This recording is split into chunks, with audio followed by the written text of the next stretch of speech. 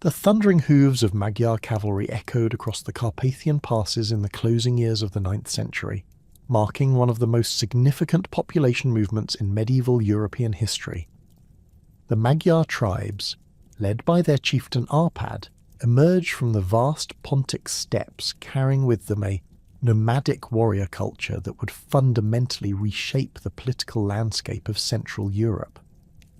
Their journey westward represented not merely a migration but a calculated conquest that would establish the foundations of what would become the Kingdom of Hungary. The Magyar exodus from their homeland between the Don and Dnieper rivers stemmed from mounting pressure from the Pechenegs, a Turkic nomadic confederation that had begun expanding westward in the mid-9th century. Archaeological evidence suggests the Magyars had maintained settlements in the region known as Etelkoz, located between the Dniester and Prut rivers, for several decades before their final westward push. Contemporary Byzantine sources, particularly the writings of Emperor Constantine VII Porphyrogenitus, describe a people skilled in mounted warfare and organised into distinct tribal units, each maintaining its own grazing territories and military formations. The crossing of the Carpathian Mountains in 896 represented a logistical achievement of remarkable proportions. The Magyar Confederation consisted of 7 primary tribes: the Nyek, Magyar, Kőgyarmat, Tarjan, Jeno, Kur, and Kesi, along with 3 Kabar tribes of Khaza origin that had joined the Confederation earlier. This massive population movement involved not only warriors but entire families, livestock herds numbering in the hundreds of thousands, and the complex social structures necessary to maintain tribal cohesion during such an arduous journey. The Carpathian passes presented formidable obstacles, with narrow defiles that could accommodate only small groups at a time, treacherous weather conditions, and the constant threat of ambush from local populations. The Magyars demonstrated remarkable organisational skills in coordinating the movement of such vast numbers through these mountain corridors. They employed advanced scouts to identify the most suitable routes, established temporary camps at strategic locations, and maintained rear guards to protect against Pecheneg pursuit. Upon descending into the Pannonian Basin, the Magyars encountered a region that had experienced significant political upheaval in recent decades. The Carolingian Empire's influence had waned considerably, leaving a patchwork of local rulers, Slavic principalities, and remnants of the Great Moravian Empire struggling for control. The fertile plains of the basin, with their extensive river systems and abundant grazing lands, proved ideally suited to Magyar needs and military capabilities. The territorial organisation established by the Magyar tribes reflected both their nomadic heritage and their adaptation to the geographical realities of their new homeland. The Nyek tribe, from which Arpad emerged, claimed the central territories along the Danube, establishing their primary settlement in the region that would later become Buda. The Magyar tribe, whose name would eventually provide the root for Magyar, secured lands in the northern territories along the Tisa River. Each tribal territory was carefully delineated based on river systems, mountain ranges, and other natural boundaries that facilitated both defence and resource management. Arpad's consolidation of power among the 7 tribes represented a masterful exercise in early medieval statecraft. Unlike many nomadic confederations that relied primarily on personal charisma or temporary military success, the Arpad dynasty established institutional mechanisms for maintaining unity across diverse tribal groups. The system of dual leadership, with Arpad serving as the supreme military commander, while a figure known as the Kender held ceremonial and religious authority, provided both practical governance and symbolic legitimacy. The establishment of permanent settlements marked a gradual but decisive shift from the Magyars' nomadic origins. Archaeological excavations at sites such as Zalavar and Zabolks reveal the emergence of fortified settlements featuring characteristic earthwork defences, wooden palisades, and organised residential areas. These settlements served multiple functions.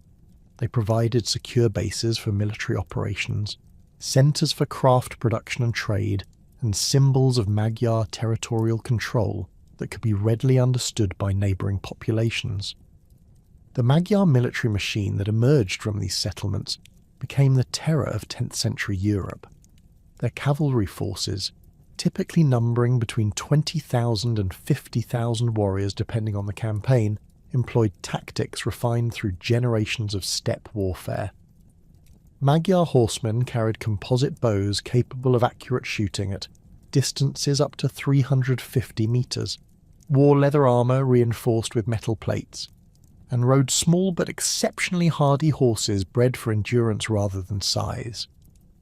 The first major Magyar incursion into Western Europe occurred in 899, when their forces swept through the eastern marches of the Carolingian Empire into Bavaria. The attack caught Frankish defenders completely unprepared for the Magyars' speed and tactical sophistication. Unlike the heavy cavalry charges favoured by Frankish armies, Magyar forces employed feigned retreats, encirclement tactics, and coordinated archery volleys that devastated traditional European military formations. The Magyar assault on Bavaria demonstrated their remarkable intelligence-gathering capabilities. They targeted monasteries and ecclesiastical centres, not merely for their wealth, but because these institutions served as administrative and communication hubs for Carolingian governance. The destruction of the monastery at Niederaltaich and the siege of Passau revealed Magyar understanding of European political structures and their determination to disrupt organised resistance to their expansion. Following their Bavarian success, Magyar raiding parties pushed deeper into European territory with increasing boldness. In 900 they crossed the Alps into northern Italy, where they encountered the fragmented political landscape of the post-Carolingian period. The Magyar forces adapted their tactics to the mountainous terrain, using smaller, more mobile units to penetrate valley systems and strike at isolated settlements before local authorities could mount effective resistance. Italian campaigns showcased Magyar adaptability in siege warfare. At Modena in 900, they employed sophisticated techniques, including the construction of siege engines and the systematic destruction of water supplies to force the city's surrender. Contemporary chroniclers, particularly Liutprand of Cremona, described Magyar warriors as disciplined professionals rather than mere raiders, noting their use of coordinated signals, organised supply systems, and strategic planning that rivaled established European armies.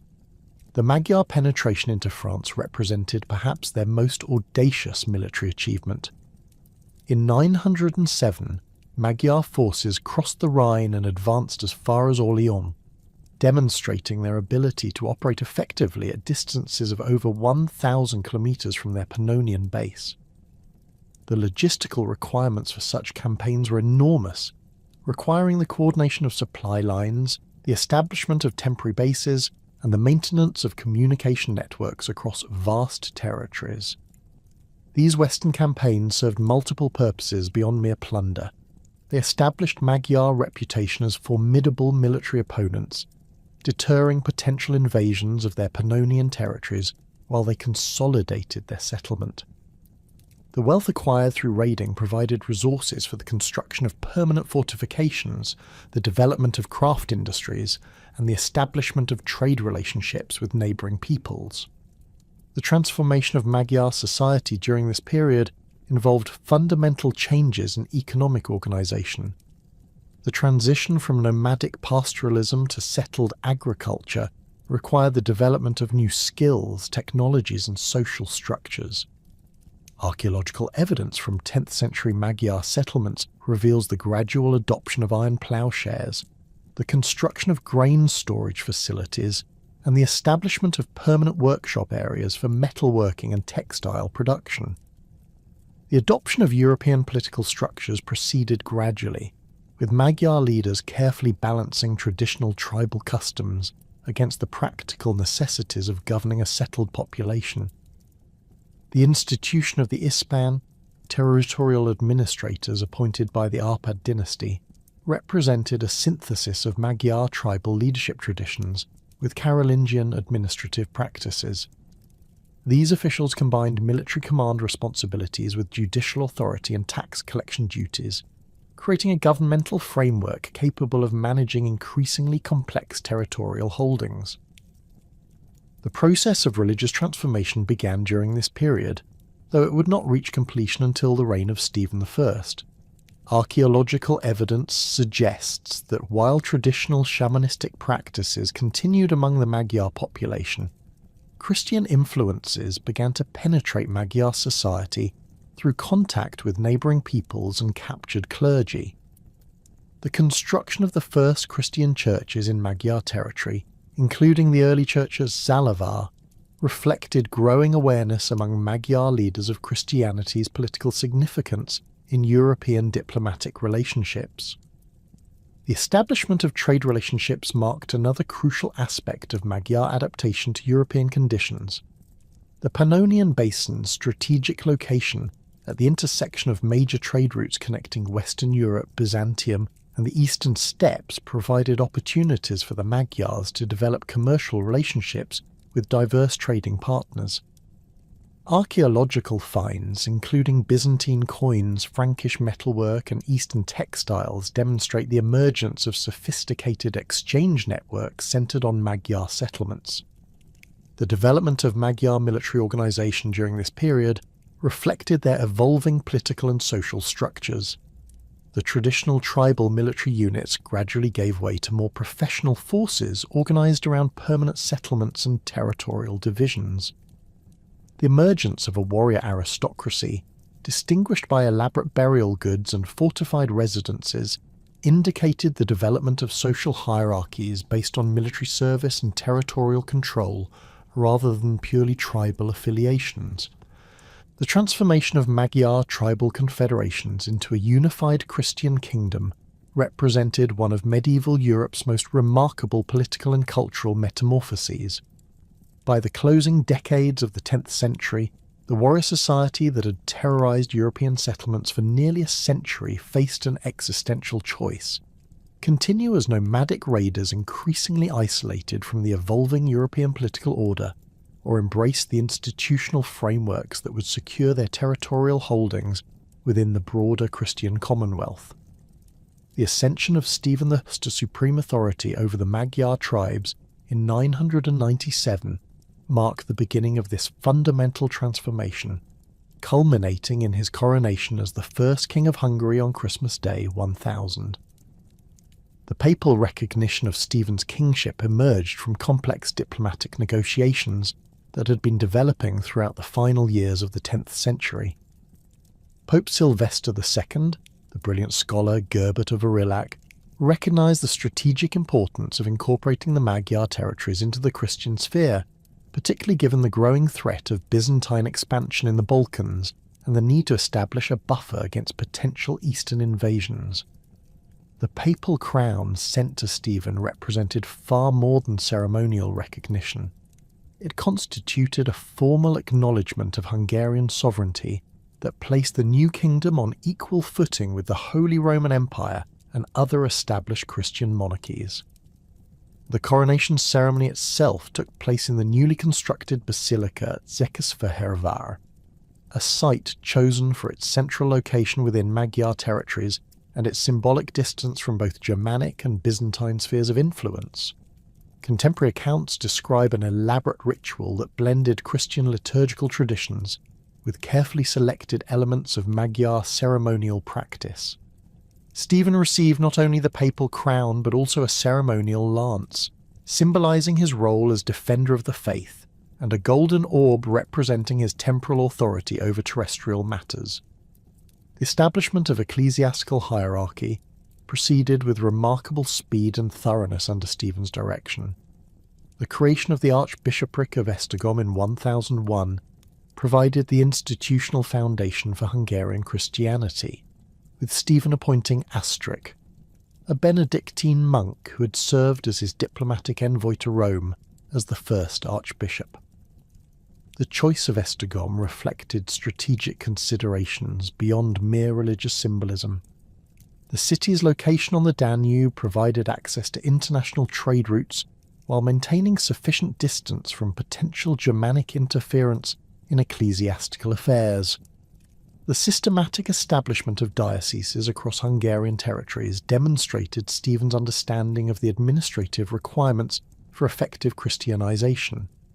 The bishopric of Kalocsa, established around 1009, served the southern regions along the Danube and Tisa rivers, while the Diocese of Győr, founded approximately 1009, administered the western territories bordering the Holy Roman Empire. Each episcopal seat received substantial royal endowments, including extensive landed estates, fortified residences, and the authority to collect specified taxes and tithes from surrounding populations. The construction of cathedral churches in these episcopal centres required enormous resources and represented a dramatic shift in Magyar building traditions.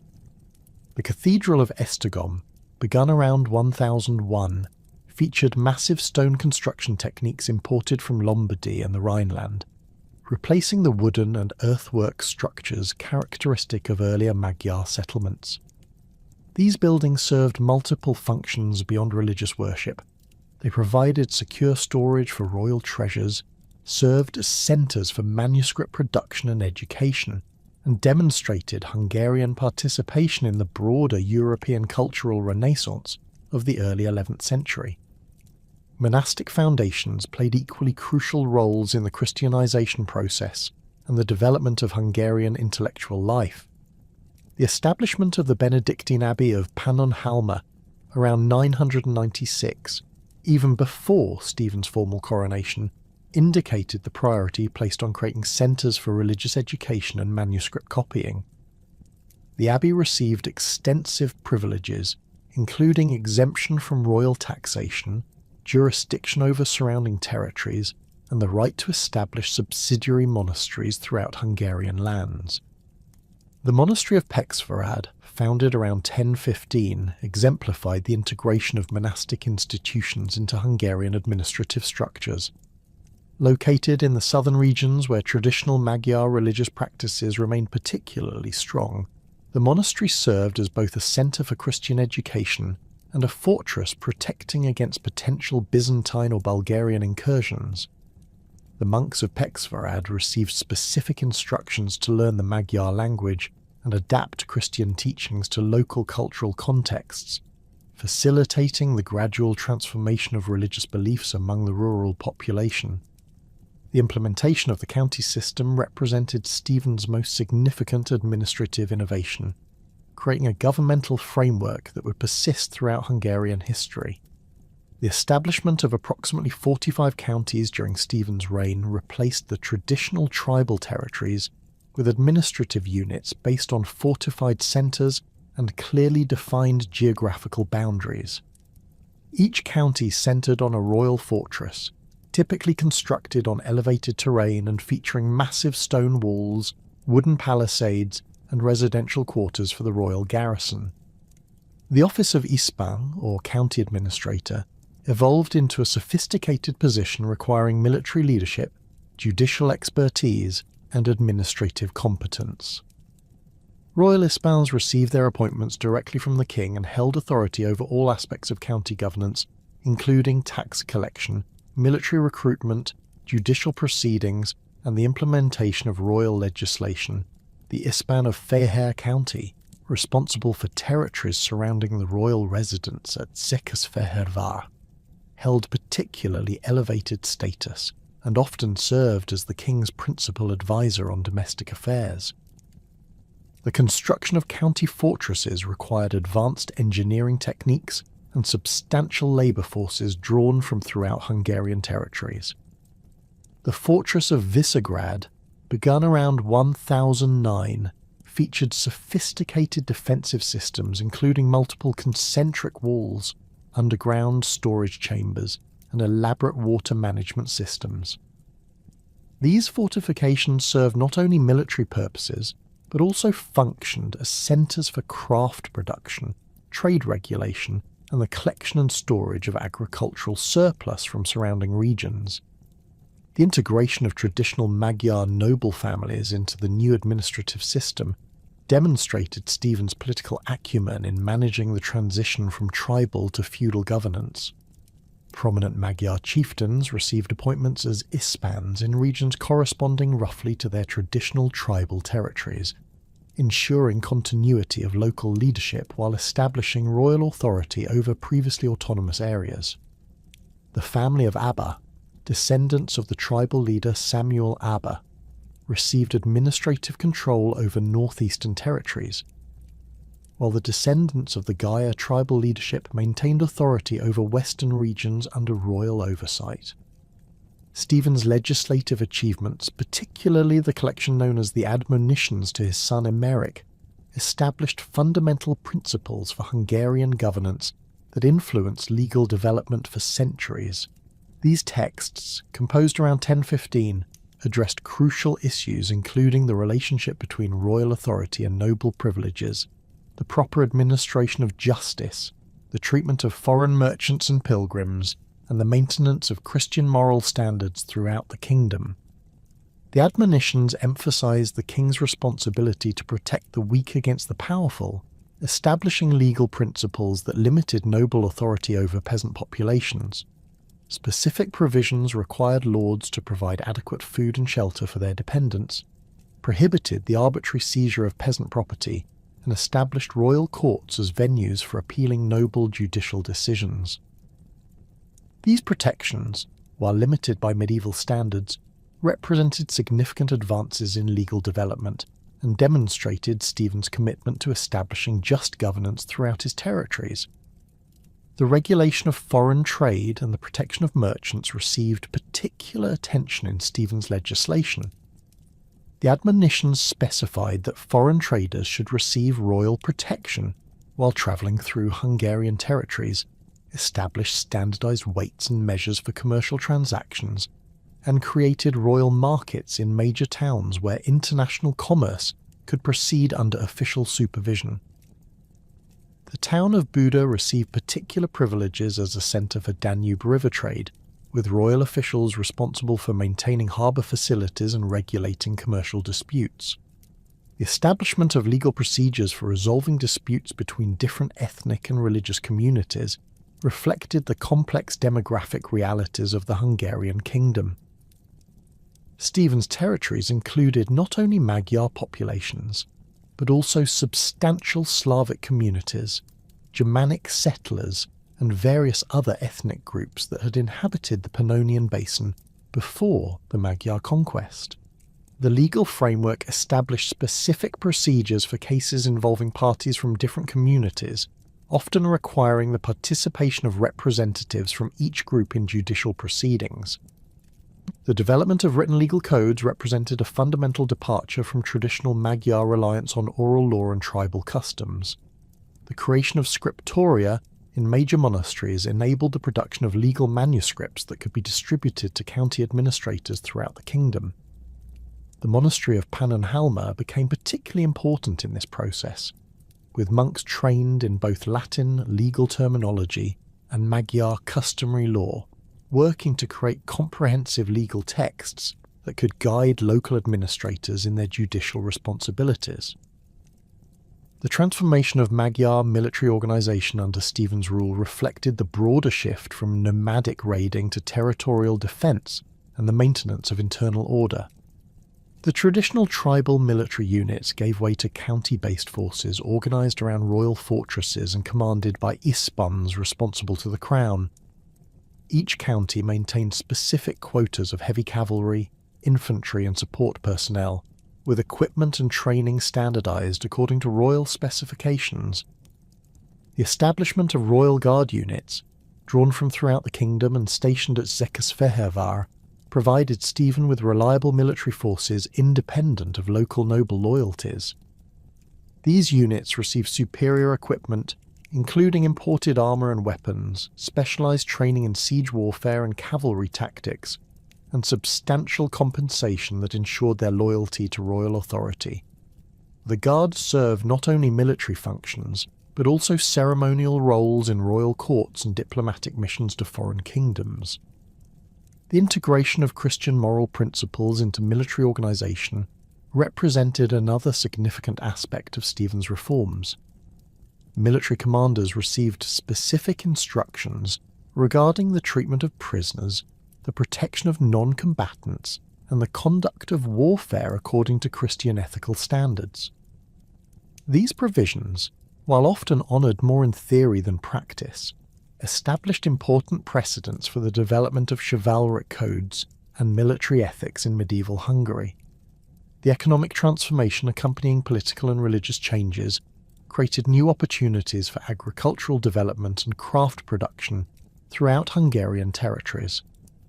The establishment of permanent settlements around county fortresses and monastic centres provided markets for agricultural surplus and encouraged the development of specialised craft industries.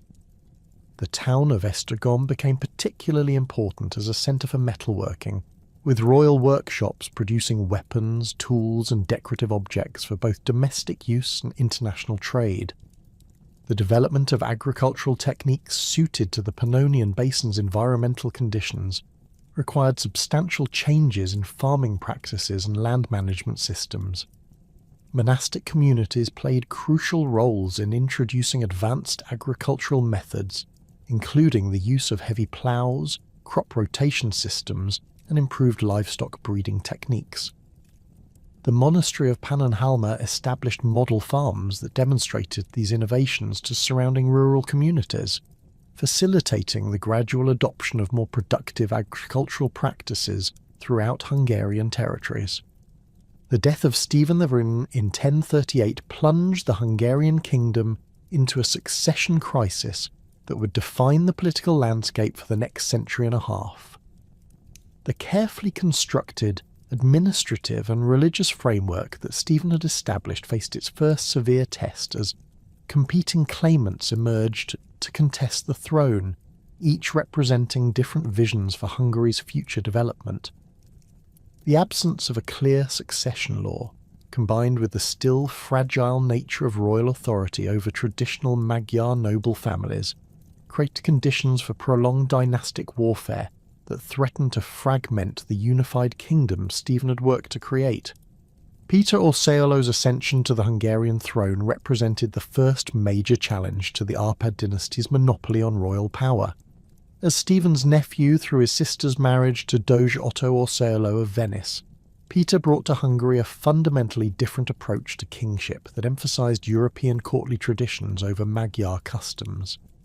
His coronation in 1038, conducted with the support of Stephen's immediate advisers and the higher clergy, initially appeared to provide continuity with the previous reign's policies and administrative structures. Peter's court at Székesfehérvár quickly became a centre for Italian and Germanic influences that alarmed traditional Magyar nobles, who had reluctantly accepted Stephen's Christian reforms but remained suspicious of further foreign innovations. The new king surrounded himself with Venetian advisers, imported Italian craftsmen for royal construction projects, and adopted ceremonial practices that emphasised his connections to European royal houses rather than his legitimacy within Magyar political traditions. These changes, while seemingly superficial, represented a fundamental shift in the symbolic presentation of royal authority that resonated deeply within Hungarian political culture. The introduction of Venetian administrative practices created particular tensions with established Hungarian governmental structures. Peter attempted to replace several county ispans with Italian administrators who lacked familiarity with local conditions and Magyar legal traditions. The ispan of Somogy County, a position traditionally held by members of the Abba family, was granted to a Venetian merchant with extensive commercial connections but no military experience or understanding of Hungarian defensive requirements. Such appointments generated resentment among Magyar nobles who viewed these changes as threats to their traditional privileges and territorial authority. The religious policies pursued under Peter Orseolo reflected his desire to align Hungarian Christianity more closely with Roman practices, often at the expense of the distinctive traditions that had emerged during Stephen's reign. The king invited Italian bishops to assume leadership roles in Hungarian dioceses, displacing Hungarian-born clergy who had been educated in the monastic schools established during the previous reign. The bishopric of Pécs, traditionally administered by Hungarian monks familiar with local Slavic populations, received an Italian bishop who spoke neither Magyar nor Slavic languages, and relied entirely on interpreters for communication with his diocesan clergy. These ecclesiastical appointments created practical difficulties in the administration of Christian sacraments and religious education throughout Hungarian territories. Rural populations, many of whom had only recently converted from traditional Magyar religious practices, found themselves increasingly alienated from a church hierarchy that appeared foreign and inaccessible. Monastic communities that had served as centres for manuscript copying and agricultural innovation under Stephen's patronage experienced reduced royal support, as Peter redirected resources toward the construction of the elaborate churches designed to showcase Italian architectural styles. The growing opposition to Peter's rule coalesced around Samuel Abba, whose family connections to pre-Christian Magyar leadership provided him with substantial credibility among traditional noble families. Abba's challenge to Peter Orseolo represented more than a simple power struggle. It embodied fundamental disagreements about the direction of Hungarian political and cultural development. Abba advocated for a return to Magyar customs and the reduction of foreign influences in royal administration, positions that resonated with nobles who felt marginalised by Peter's pro-Italian policies. The military campaign that brought Samuel Abba to power in 1041 demonstrated the continued importance of traditional Magyar military tactics and the loyalty of county forces to local commanders rather than the crown.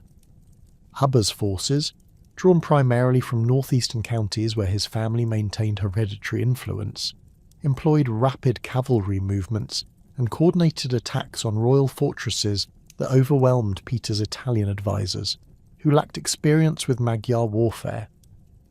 The decisive battle at Menfo resulted in Peter's flight to the Holy Roman Empire and Abba's proclamation as king by an assembly of Magyar nobles meeting in the traditional manner.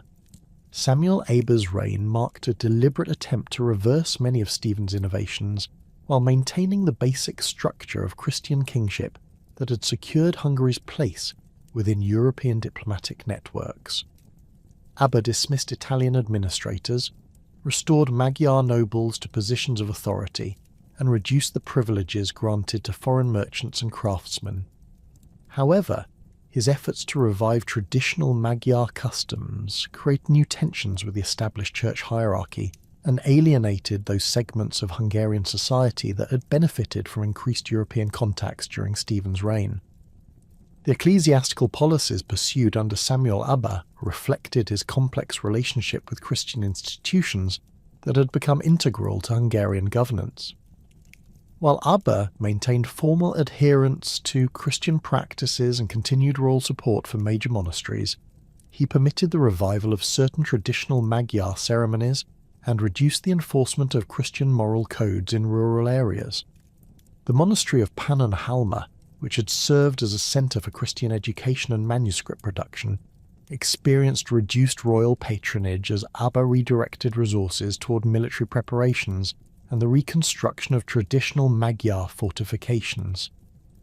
Abba's military preparations proved prescient as Peter Orseolo, supported by Holy Roman Emperor Henry III, organised an invasion force designed to restore him to the Hungarian throne.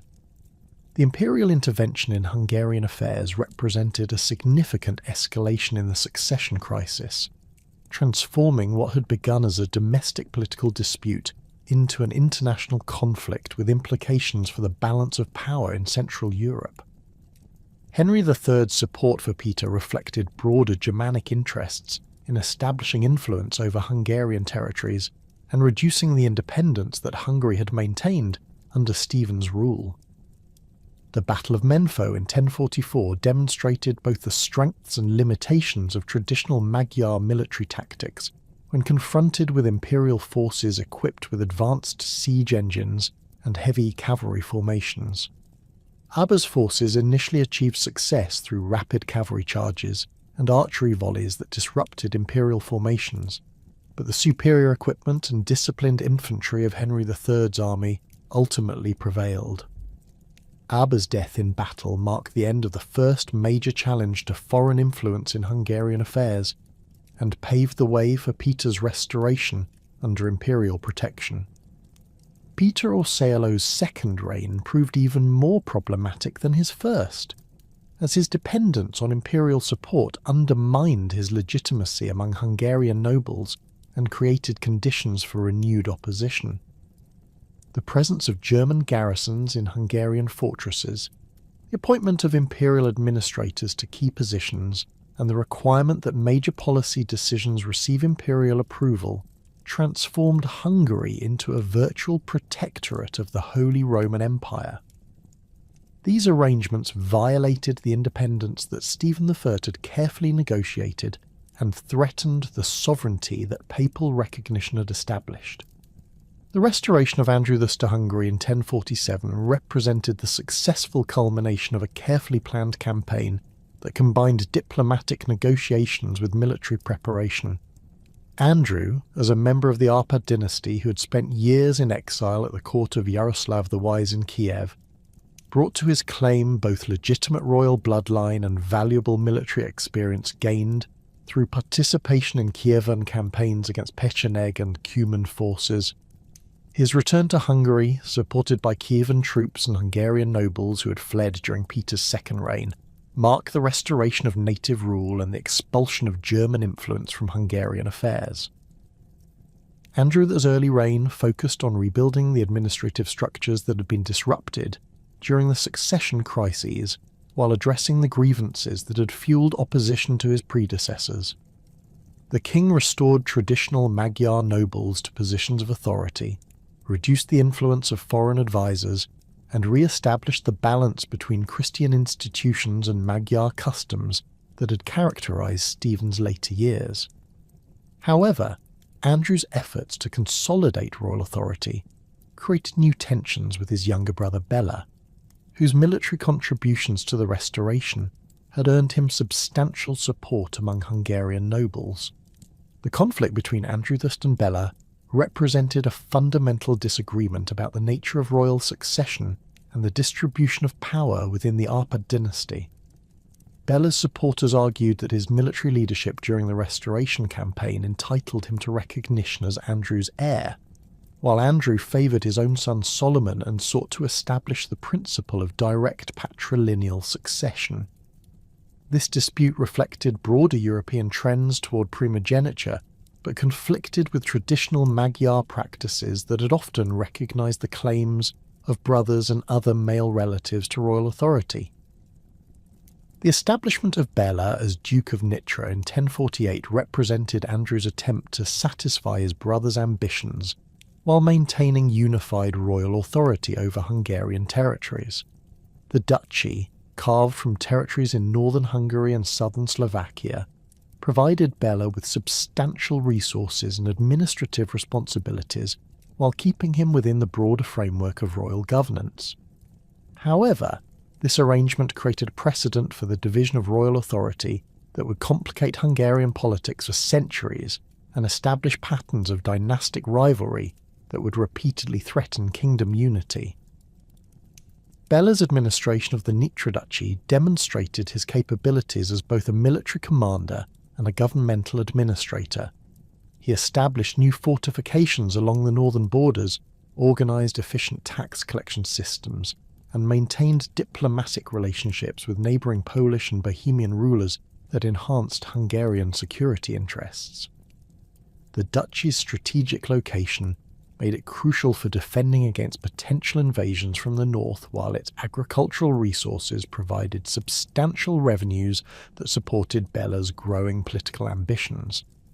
The escalating tensions between the royal brothers culminated in open warfare in 1060, when Andrew's attempts to secure Solomon's succession prompted Bela to launch a military campaign for the throne.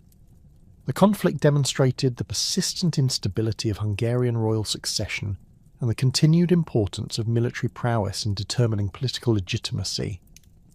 Bela's forces, drawn primarily from his duchy and supported by Polish allies, employed tactics that combined traditional Magyar cavalry warfare with innovations learned from Kievan and Polish military practices. The Battle of Moson in 1060 resulted in Andrew's death and Béla's accession to the throne, but the victory came at enormous cost to Hungarian unity and international standing. The civil war had disrupted agricultural production, weakened border defences, and created opportunities for external enemies to threaten Hungarian territories. Béla Feرد's reign, though brief, focused on repairing the damage caused by dynastic warfare and re-establishing the administrative efficiency that had characterised earlier Arpad rule. Bélarad's death in 1063 created another succession crisis, as his sons Gessa and Ladislaus competed with Solomon, who had maintained his claim to the throne throughout Béla's reign with support from the Holy Roman Empire. The resolution of this crisis through the division of Hungary into separate spheres of influence established a pattern of shared authority that would characterise Hungarian politics for the remainder of the 11th century. Solomon retained control over central and western territories, while Gessa and Ladislaus administered eastern regions from their base in Nyesra. The reign of Ladislaus I, beginning with his accession in 1077, marked the beginning of Hungary's golden age of medieval expansion and the establishment of Hungarian influence throughout the Carpathian Basin and the northern Balkans. Ladislaus brought to the throne exceptional military talents, diplomatic skills, and administrative capabilities that enabled him to resolve the dynastic conflicts that had plagued Hungary since Stephen's death, while launching ambitious campaigns that extended Hungarian territory and influence far beyond the boundaries established by the founding king. Ladislaus's military campaigns against the Cumans represented both defensive necessity and offensive opportunity, as these nomadic peoples increased their pressure on Hungarian eastern borders throughout the 1070s and 1080s. The Cuman Confederation, emerging from the Pontic steppes in the wake of Pecheneg decline, employed traditional steppe warfare tactics that posed significant challenges to Hungarian defensive strategies. Their rapid cavalry raids, coordinated archery attacks, and ability to withdraw quickly into the vast grasslands beyond the Carpathian Mountains required new approaches to border defence and military organisation.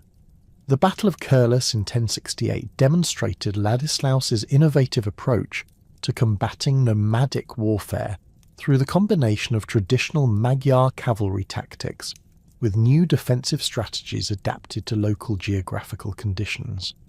Hungarian forces constructed temporary fortifications using portable wooden stakes and earthworks that provided protection against Cuman archery, while maintaining the mobility necessary for effective counterattacks.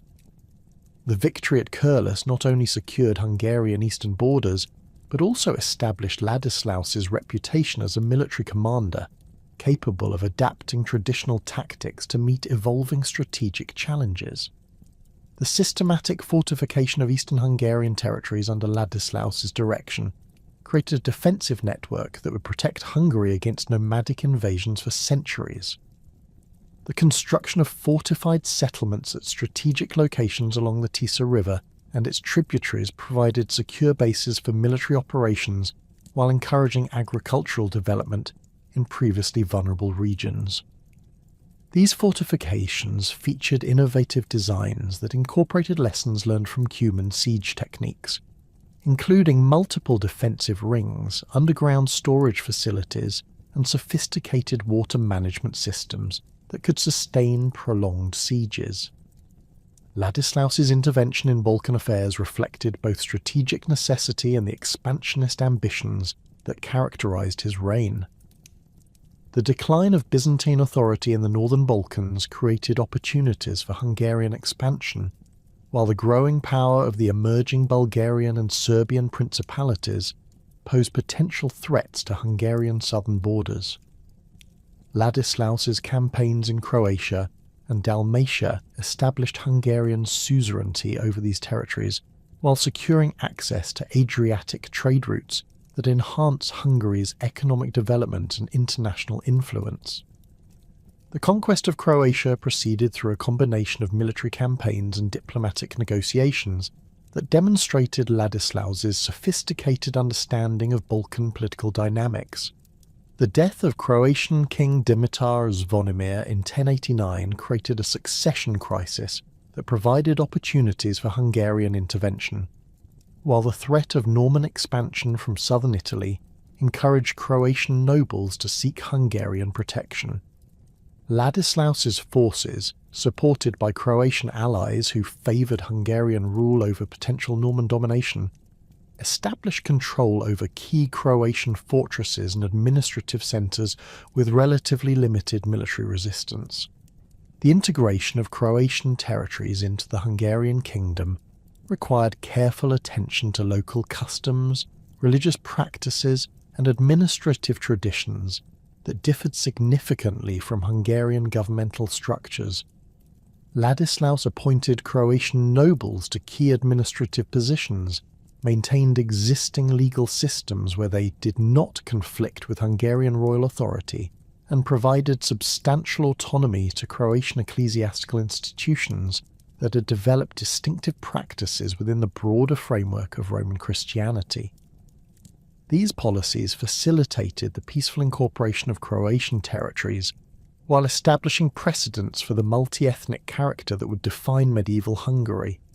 The canonization of Ladislaus in 1192 reflected both his military achievements and his contributions to Hungarian Christian development, establishing him as the archetypal warrior saint whose example would inspire Hungarian rulers for centuries. His legendary prowess in single combat, his protection of pilgrims travelling through Hungarian territories, and his support for monastic institutions created a model of Christian kingship that balanced military necessity with religious devotion. The cult of St. Ladislaus became particularly important in eastern Hungary, where his victories against the Cumans were celebrated as divine interventions that protected Christian civilization against pagan threats. The reign of Coloman the Learned, beginning in 1095, marked a fundamental shift in Hungarian governmental philosophy toward legal systematization, administrative rationalization, and the limitation of arbitrary royal power through constitutional principles.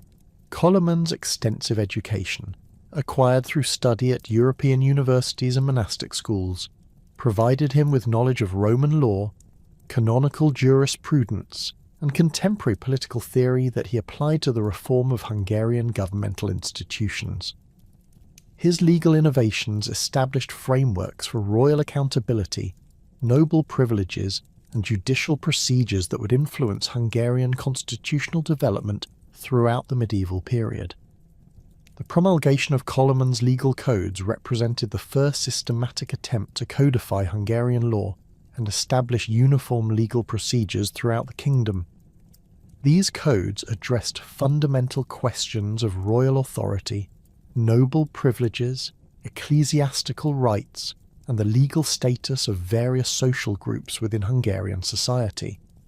The provisions limiting royal power over noble property, establishing procedures for legal appeals, and requiring royal consultation with noble assemblies on major policy decisions created constitutional constraints on monarchical authority that were unprecedented in contemporary European legal systems. Coloman's ecclesiastical legislation demonstrated his sophisticated understanding of the complex relationships between royal authority, papal jurisdiction, and local church autonomy that characterized medieval European Christianity. The king's regulations governing episcopal appointments, monastic privileges, and clerical taxation balanced royal prerogatives against ecclesiastical independence, while maintaining Hungary's position within the broader framework of Roman Christianity. These provisions established procedures for resolving conflicts between secular and religious authorities that would prove crucial during later disputes over investiture and ecclesiastical jurisdiction. The ascension of Bela III to the Hungarian throne in 1172 marked the beginning of an unprecedented era of prosperity, territorial expansion, and cultural flourishing that would establish Hungary as one of medieval Europe's most influential kingdoms. Bella's path to power had been extraordinarily complex, shaped by years spent at the Byzantine court in Constantinople, where he had absorbed the sophisticated administrative practices, diplomatic protocols, and cultural refinements of the Eastern Roman Empire. His intimate knowledge of Byzantine governmental structures, combined with his understanding of Western European political developments gained through extensive diplomatic contacts, positioned him uniquely to transform Hungary into a major European power capable of projecting influence across multiple spheres of medieval politics. The Byzantine experience had provided Bela with exposure to administrative sophistication that far exceeded anything available in contemporary Western Europe. The imperial bureaucracy of Manuel I Komnenos operated with a complexity of departmental specialization, written documentation, and systematic record-keeping that impressed the young Hungarian prince and influenced his later governmental reforms. During his residence in Constantinople from 1163 to 1172, Bela observed the intricate mechanisms of imperial diplomacy, the systematic collection and management of state revenues, and the careful balance of military, ecclesiastical, and civilian authorities that enabled the Byzantine Empire to maintain its position despite constant external pressures. The wealth accumulated during Bela's reign transformed Hungary's international standing and provided resources for ambitious construction projects, military campaigns, and diplomatic initiatives that established the kingdom as a major player in European affairs. Contemporary chroniclers, particularly those associated with the French and English courts, regularly described Hungary under Bela III as one of Europe's wealthiest kingdoms, with annual revenues that exceeded those of the French monarchy and rivaled the resources available to the Holy Roman Emperor. This prosperity derived from multiple sources: the systematic exploitation of Hungary's extensive silver deposits, the development of sophisticated agricultural techniques that dramatically increased crop yields, and the kingdom's strategic position along major European trade routes connecting Western Europe with Byzantium and the emerging commercial centres of northern Italy. The silver mines of northern Hungary, particularly those located in the Szepes region and around Beszter-Szebanya, underwent dramatic expansion during Bela's reign through the introduction of advanced mining techniques learned from German specialists and the systematic organisation of mining operations under royal supervision. The employment of hydraulic engineering methods, including the construction of elaborate water-powered machinery for ore processing and the development of sophisticated drainage systems that enabled deeper excavation, increased silver production by an estimated 300% during the final decades of the 12th century. Royal mints established at Esztergom, Székesfehérvár, and Buda produced high-quality silver coins that became widely accepted throughout European commercial networks, enhancing Hungary's trade relationships and providing a stable currency for domestic economic development.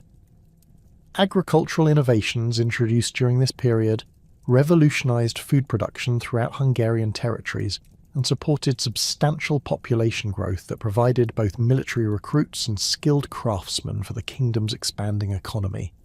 The systematic introduction of three-field crop rotation, the widespread adoption of heavy ploughs capable of working the fertile but difficult soils of the Pannonian Basin, and improved livestock breeding techniques that produced larger, more productive animals transformed Hungarian agriculture from subsistence farming into commercial production capable of supporting urban populations and generating substantial surplus for international trade. Monastic communities, particularly the Cistercians, who established numerous foundations throughout Hungary during Bela's reign, played crucial roles in disseminating these agricultural innovations and establishing model farms that demonstrated advanced techniques to surrounding rural populations. The diplomatic revolution achieved under Bela III established Hungary as an essential participant in European international relations and created alliance networks that would influence Central European politics for centuries. Bela's marriage to Agnes of Antioch, widow of the Byzantine Emperor Alexios II, symbolized Hungary's emergence as a power capable of forming matrimonial alliances with the most prestigious European royal houses.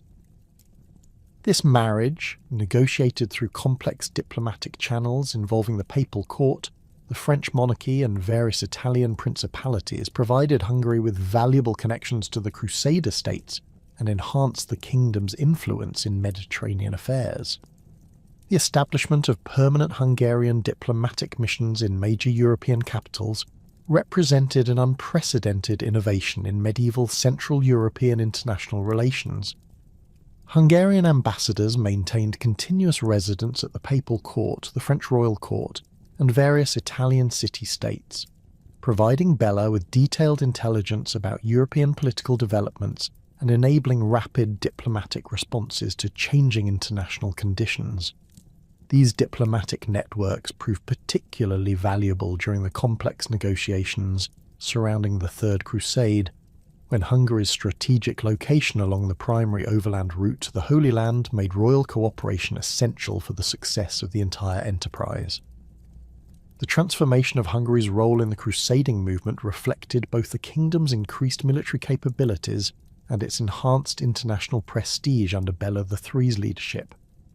Unlike the earlier crusades, when Hungary had served primarily as a transit route requiring careful management to prevent conflicts between crusading armies and local populations, the Third Crusade saw Hungary emerge as an active participant, providing substantial military forces, logistical support, and financial contributions to the common enterprise. The Hungarian contingent that accompanied the main crusading army included approximately 2,000 heavy cavalry, 5,000 infantry, and extensive supply trains that demonstrated the kingdom's military sophistication and organizational capabilities. The logistical arrangements for supporting the massive armies of the Third Crusade as they traversed Hungarian territory required unprecedented coordination between royal administrators, ecclesiastical institutions, and local communities throughout the kingdom. The establishment of supply depots at regular intervals along the primary route from Sopron to Belgrade, the construction of temporary bridges across major rivers, and the organization of medical facilities for treating wounded or sick crusaders represented logistical achievements that impressed contemporary observers and enhanced Hungary's reputation for administrative competence. The successful management of these arrangements, which involved feeding and housing armies numbering in the tens of thousands, demonstrated Hungarian administrative capabilities that rivaled those of the most sophisticated European kingdoms. The economic benefits derived from crusading activities extended far beyond the immediate profits from providing supplies and services to passing armies. Hungarian merchants established permanent commercial relationships with crusading leaders, leading to expanded trade networks that connected Hungarian products with markets throughout Western Europe and the Mediterranean.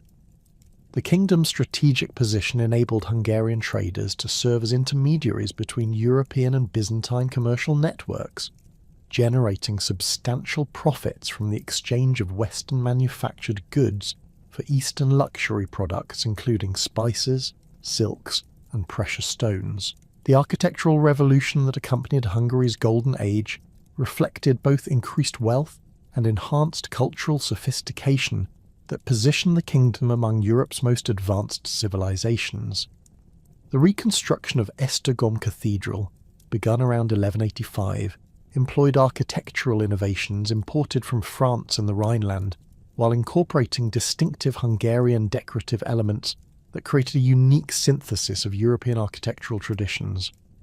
The cathedral's massive scale, featuring a nave length of over 100 metres and twin towers rising more than 70 metres above the surrounding landscape, demonstrated Hungary's architectural ambitions and provided a visible symbol of the kingdom's enhanced international status. The proliferation of Romanesque and early Gothic architectural styles throughout Hungarian territories during this period reflected both royal patronage and the increased wealth of ecclesiastical institutions and noble families. The reconstruction of Pannonhalma Abbey, the establishment of new Cistercian foundations at Pilis and St. Gotthard, and the construction of numerous parish churches in expanding towns and villages created a building boom that employed thousands of craftsmen and established Hungary as a centre for architectural innovation. These construction projects required the importation of specialised craftsmen from France, Germany, and northern Italy, facilitating the transfer of advanced building techniques and decorative traditions that enriched Hungarian artistic development.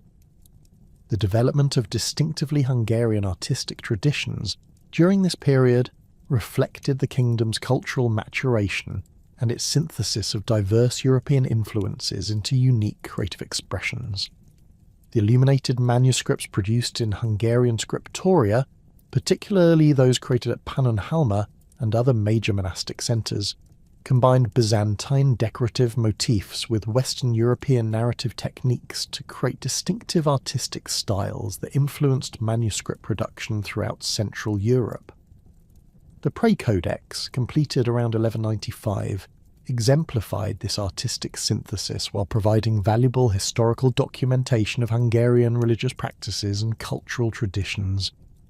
The emergence of vernacular Hungarian literature during the late 12th century marked a crucial development in the kingdom's cultural evolution and provided foundations for distinctive Hungarian literary traditions. The composition of the Halotti Beszéd, the earliest known Hungarian language text, demonstrated the development of written Hungarian as a medium for sophisticated literary expression beyond the Latin texts that had dominated earlier Hungarian intellectual life. This linguistic development reflected broader European trends toward vernacular literature, while establishing Hungarian as a literary language capable of expressing complex philosophical, religious, and historical concepts.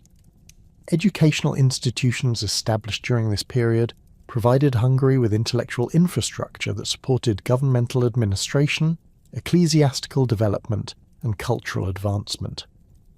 The Cathedral School at Esztergom expanded its curriculum to include advanced studies in canon law, theology, and classical literature, attracting students from throughout Central Europe and establishing Hungary's reputation for educational excellence. Similar schools established at Pécs, Várad, and other episcopal centres created a network of educational institutions that produced educated clergy, skilled administrators, and literate nobles capable of participating in the increasingly complex governmental and commercial activities that characterised the kingdom's golden age. The systematic development of legal institutions during this period established Hungary as a pioneer in medieval European jurisprudence and created legal frameworks that would influence Central European legal development for centuries. The compilation of customary laws, the establishment of regular judicial procedures, and the creation of appellate mechanisms that protected individual rights against arbitrary governmental action represented legal innovations that exceeded contemporary European standards.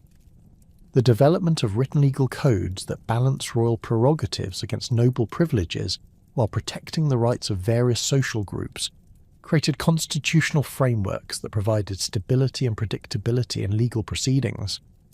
The expansion of Hungarian territorial control during this period extended the kingdom's boundaries beyond the traditional limits established by earlier Árpád rulers and created a multi-ethnic state that encompassed diverse populations throughout the Carpathian Basin. The systematic colonization of Transylvania, encouraged through generous settlement privileges and protective legislation, attracted German, Saxon, and Flemish settlers who established thriving agricultural and commercial communities while maintaining their distinctive cultural traditions. These settlement policies created ethnic diversity that enriched Hungarian cultural life, while providing skilled craftsmen and experienced farmers who contributed to the kingdom's economic development. The integration of newly acquired territories required sophisticated administrative innovations that balanced central royal authority against local autonomy and cultural diversity. The establishment of autonomous administrative regions for different ethnic communities, the recognition of traditional legal systems where they did not conflict with royal authority, and the protection of religious and cultural practices created governmental frameworks that enabled peaceful coexistence among diverse populations. These administrative innovations established precedents for multi-ethnic governance that would characterize Hungarian political development throughout the medieval period. Military innovations developed during this period transformed Hungarian armed forces into one of Europe's most effective military organizations and provided the kingdom with capabilities for both defensive operations and offensive campaigns throughout Central Europe and the Balkans. The systematic development of heavy cavalry units, equipped with advanced armour and weapons, the establishment of professional siege warfare capabilities, and the creation of logistical systems capable of supporting extended military campaigns represented military advances that positioned Hungary among Europe's leading military powers. The construction of sophisticated fortifications along the kingdom's borders, featuring innovative defensive designs that incorporated lessons learned from contemporary siege warfare, provided security against external threats while demonstrating Hungarian engineering capabilities. The economic prosperity achieved during this golden age created social and cultural conditions that supported unprecedented artistic, intellectual, and technological development throughout Hungarian society. Urban centres expanded dramatically as increased commercial activity attracted merchants, craftsmen, and service providers who created thriving commercial communities. The growth of towns such as Buda, Pest, Székesfehérvár, and Esztergom transformed Hungary's demographic landscape while providing centres for craft production, commercial exchange, and cultural development that enhanced the kingdom's economic sophistication and international connections. The prosperity and territorial expansion that had characterised Hungary's golden age came to a catastrophic halt in the winter of 1240, when Mongol scouts first appeared along the kingdom's eastern borders. These advance parties, moving with the methodical precision that marked all aspects of Mongol military organisation, conducted systematic reconnaissance of Hungarian defences, population centres, and strategic resources, while their main armies completed the conquest of Kievan Rus and prepared for the westward expansion that would bring the Mongol Empire to the gates of Western Europe. The intelligence gathered during these preliminary operations revealed a kingdom whose wealth and sophisticated administrative structures made it an attractive target, while its military organisation and defensive preparations appeared inadequate to resist the overwhelming force that Batu Khan was assembling for the European campaign. Bela IV's initial response to reports of Mongol activities demonstrated both the strengths and limitations of Hungarian governmental structures that had evolved during decades of peace and prosperity. The king's attempts to mobilise the kingdom's military resources revealed serious deficiencies in coordination between royal forces and county militias, while the wealth that had funded magnificent construction projects and diplomatic initiatives proved insufficient for the rapid military preparations that the Mongol threat required. The Hungarian army that assembled during the early months of 1241 represented a formidable force by contemporary European standards, with approximately 60,000 men, including heavy cavalry, infantry, and support personnel. But this force lacked experience in the type of warfare that the Mongols had perfected through decades of conquest across Asia and Eastern Europe. The Mongol invasion force that crossed into Hungarian territory in March 1241 represented one of the most sophisticated military organisations in medieval history, combining traditional steppe warfare tactics with innovations developed during the conquest of China, Central Asia, and Eastern Europe. Batu Khan's army included approximately 150,000 warriors organised into decimal units of 10,000, 1,000, 110 men, each commanded by officers selected for military competence rather than hereditary status. The Mongol forces employed advanced siege equipment captured from Chinese and Persian campaigns, including counterweight trebuchets, torsion engines, and Greek fire projectors that gave them capabilities far exceeding those available to European armies of the period. The The strategic coordination of the Mongol invasion demonstrated the superior intelligence gathering and communication systems that had enabled Mongol expansion across Eurasia.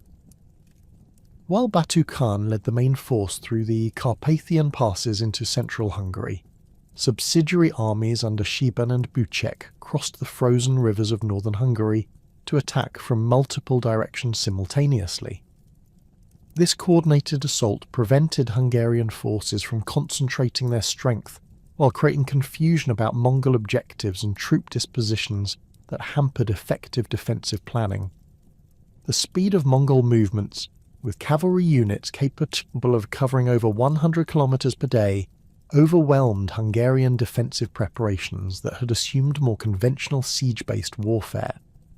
The systematic destruction of Hungarian border fortifications revealed the inadequacy of defensive structures designed primarily to resist raids by neighbouring European powers, rather than the sophisticated siege warfare capabilities that the Mongols possessed.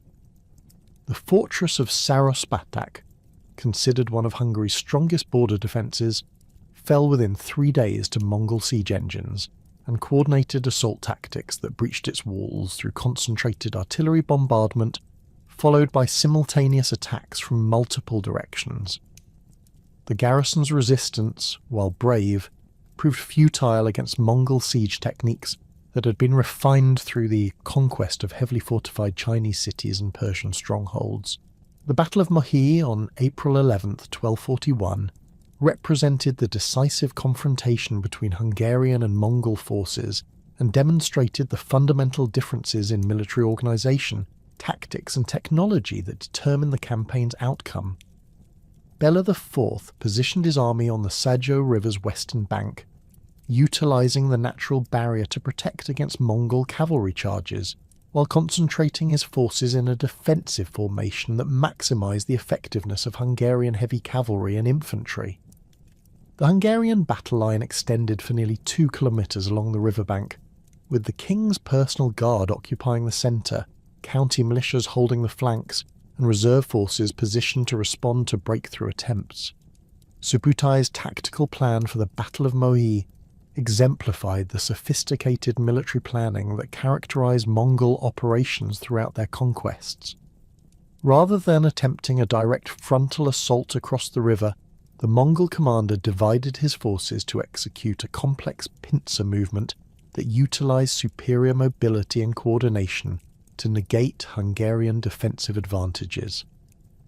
While one Mongol force engaged Hungarian attention through diversionary attacks at the main river crossing, other units moved upstream and downstream to establish multiple crossing points, creating the conditions for a coordinated assault from several directions simultaneously. The construction of the stone bridge crossing under cover of darkness demonstrated Mongol engineering capabilities that rivaled those of contemporary Chinese and Persian military engineers. Mongol forces employed portable bridge sections, prefabricated during their advance through Hungarian territory, to span the Sajo River at multiple points while maintaining complete tactical surprise.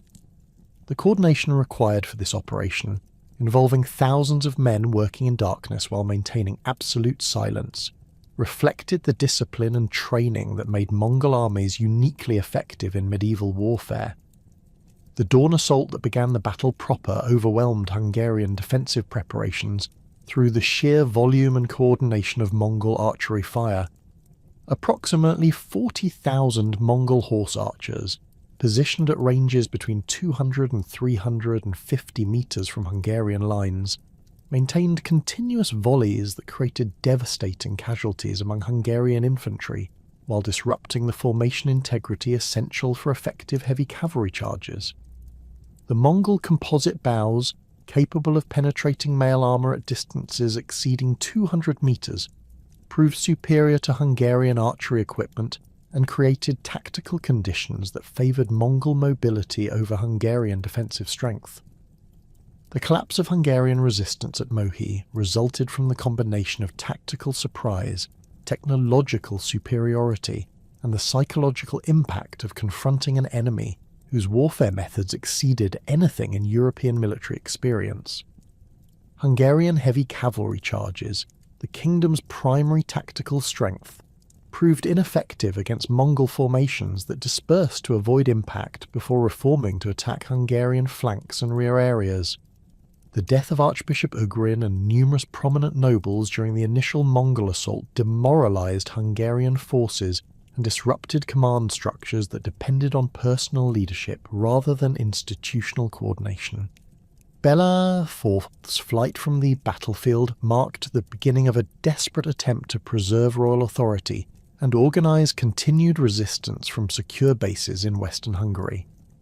The king's retreat to Pressburg, accompanied by the remnants of his personal guard and such royal treasures as could be transported rapidly, represented both practical necessity and symbolic catastrophe for a kingdom whose governmental structures depended heavily on royal presence and direct monarchical authority.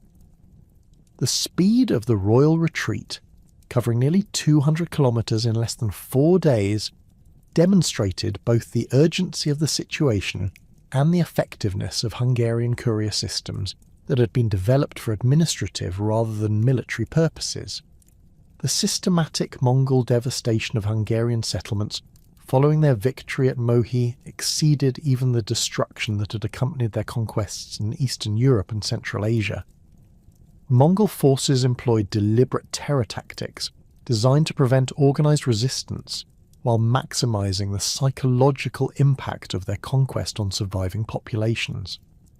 The destruction of Várad, one of Hungary's most important ecclesiastical and administrative centres, involved not only the systematic dismantling of fortifications and public buildings, but also the massacre of clergy, administrators, and skilled craftsmen whose knowledge and expertise were essential for governmental and economic functions.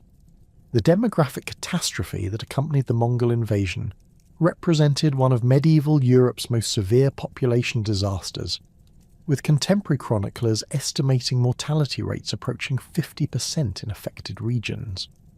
The combination of direct military casualties, systematic massacres of urban populations, and the disruption of agricultural production that led to widespread famine created conditions that devastated Hungarian society's demographic foundations.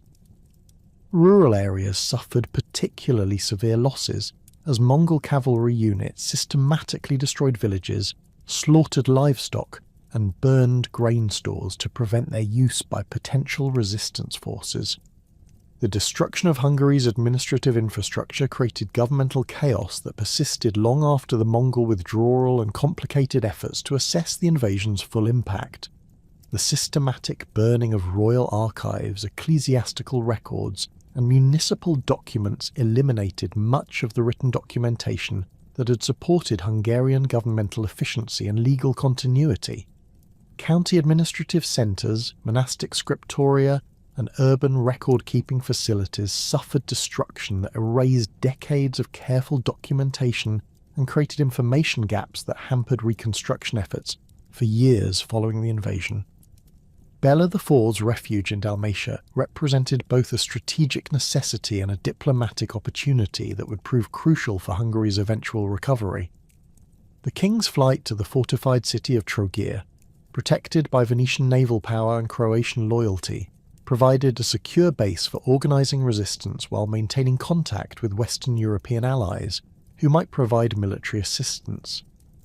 The Dalmatian refuge also enabled Bela to preserve the symbolic continuity of royal authority that would prove essential for legitimising reconstruction efforts once Mongol forces withdrew from Hungarian territory. The Mongol withdrawal from Hungary in late 1242 resulted from strategic considerations related to succession disputes within the Mongol Empire, rather than Hungarian resistance or military defeat. News of Ogedai Khan's death created political instability that required the presence of major Mongol commanders at the imperial capital for the selection of the new Great Khan. Batu Khan's decision to withdraw his forces from Hungarian territory reflected the Mongol Empire's internal political priorities, rather than any indication that Hungary had successfully resisted conquest or that continued occupation would prove impossible. The systematic destruction left by departing Mongol forces created conditions that would challenge Hungarian recovery efforts for decades. The demolition of fortifications, the burning of agricultural storage facilities, and the slaughter of livestock herds eliminated much of the economic infrastructure that had supported Hungary's Golden Age prosperity. Urban centres such as Pest, Esztergom, and Székesfehérvár lay in ruins, their populations scattered or dead, their commercial and craft industries destroyed, and their governmental functions eliminated. Bela IV's return to his devastated kingdom in 1243 revealed the enormous scope of reconstruction challenges that would define Hungarian politics and society for the remainder of the 13th century. The King's Survey of Destroyed Territories, conducted during a systematic progress through the kingdom's major regions, documented damage that exceeded initial estimates and revealed the need for fundamental changes in Hungarian defensive strategies, settlement patterns, and administrative structures.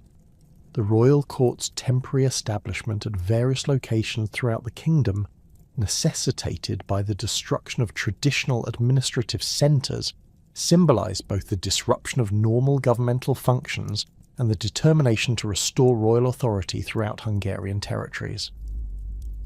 The invitation of foreign settlers represented Bela IV's most significant policy innovation for addressing the demographic catastrophe created by Mongol invasion. The systematic recruitment of German, Flemish, and Italian colonists through generous settlement privileges created new population centres while introducing agricultural techniques, craft skills, and commercial practices that enhanced Hungary's economic recovery. The Privilegium Pro Slavis, issued in 1244, established legal frameworks for Slavic settlement in depopulated regions, while the Privilegium Pro Teutonicis provided similar incentives for German colonization of devastated areas in northern and eastern Hungary. The construction of stone fortifications represented a fundamental shift in Hungarian defensive strategy from the wooden and earthwork structures that had proved inadequate against Mongol siege techniques. The systematic construction of royal castles at strategic locations throughout the kingdom employed architectural innovations imported from Western Europe while adapting defensive designs to the specific requirements of resisting nomadic warfare. The fortress of Buda, rebuilt beginning in 1247, featured massive stone walls, sophisticated gate systems, and underground storage facilities designed to withstand prolonged sieges while providing secure bases for counterattack operations. The establishment of new defensive strategies extended beyond fortification construction to include the reorganization of military forces and the development of tactical innovations designed to counter nomadic warfare methods. The creation of professional garrison forces stationed at royal castles provided rapid response capabilities, while the systematic training of county militias in archery techniques and coordinated infantry tactics enhanced local defensive capabilities. The development of early warning systems utilizing beacon fires and mounted messengers created communication networks that could coordinate defensive responses across vast territorial distances with unprecedented speed and reliability. The reconstruction of ecclesiastical institutions played crucial roles in both spiritual recovery and practical administration throughout the devastated kingdom. The rebuilding of cathedral churches, monastic foundations, and parish facilities provided centres for community organisation, while the restoration of ecclesiastical archives and scriptoria preserved legal documents and administrative records essential for governmental continuity. The monastery of Pannonhalma, systematically reconstructed beginning in 1246, resumed its traditional roles in education, manuscript copying, and agricultural innovation, while serving as a centre for coordinating reconstruction efforts throughout Western Hungary.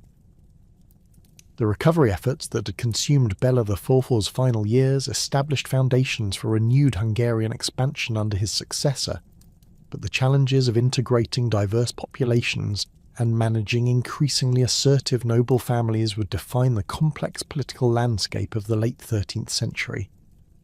Ladislaus IV's ascension to the throne in 1272 coincided with the maturation of a generation that had grown up amid the reconstruction following Mongol devastation, creating new social dynamics and political expectations that would test the traditional structures of Arpad authority.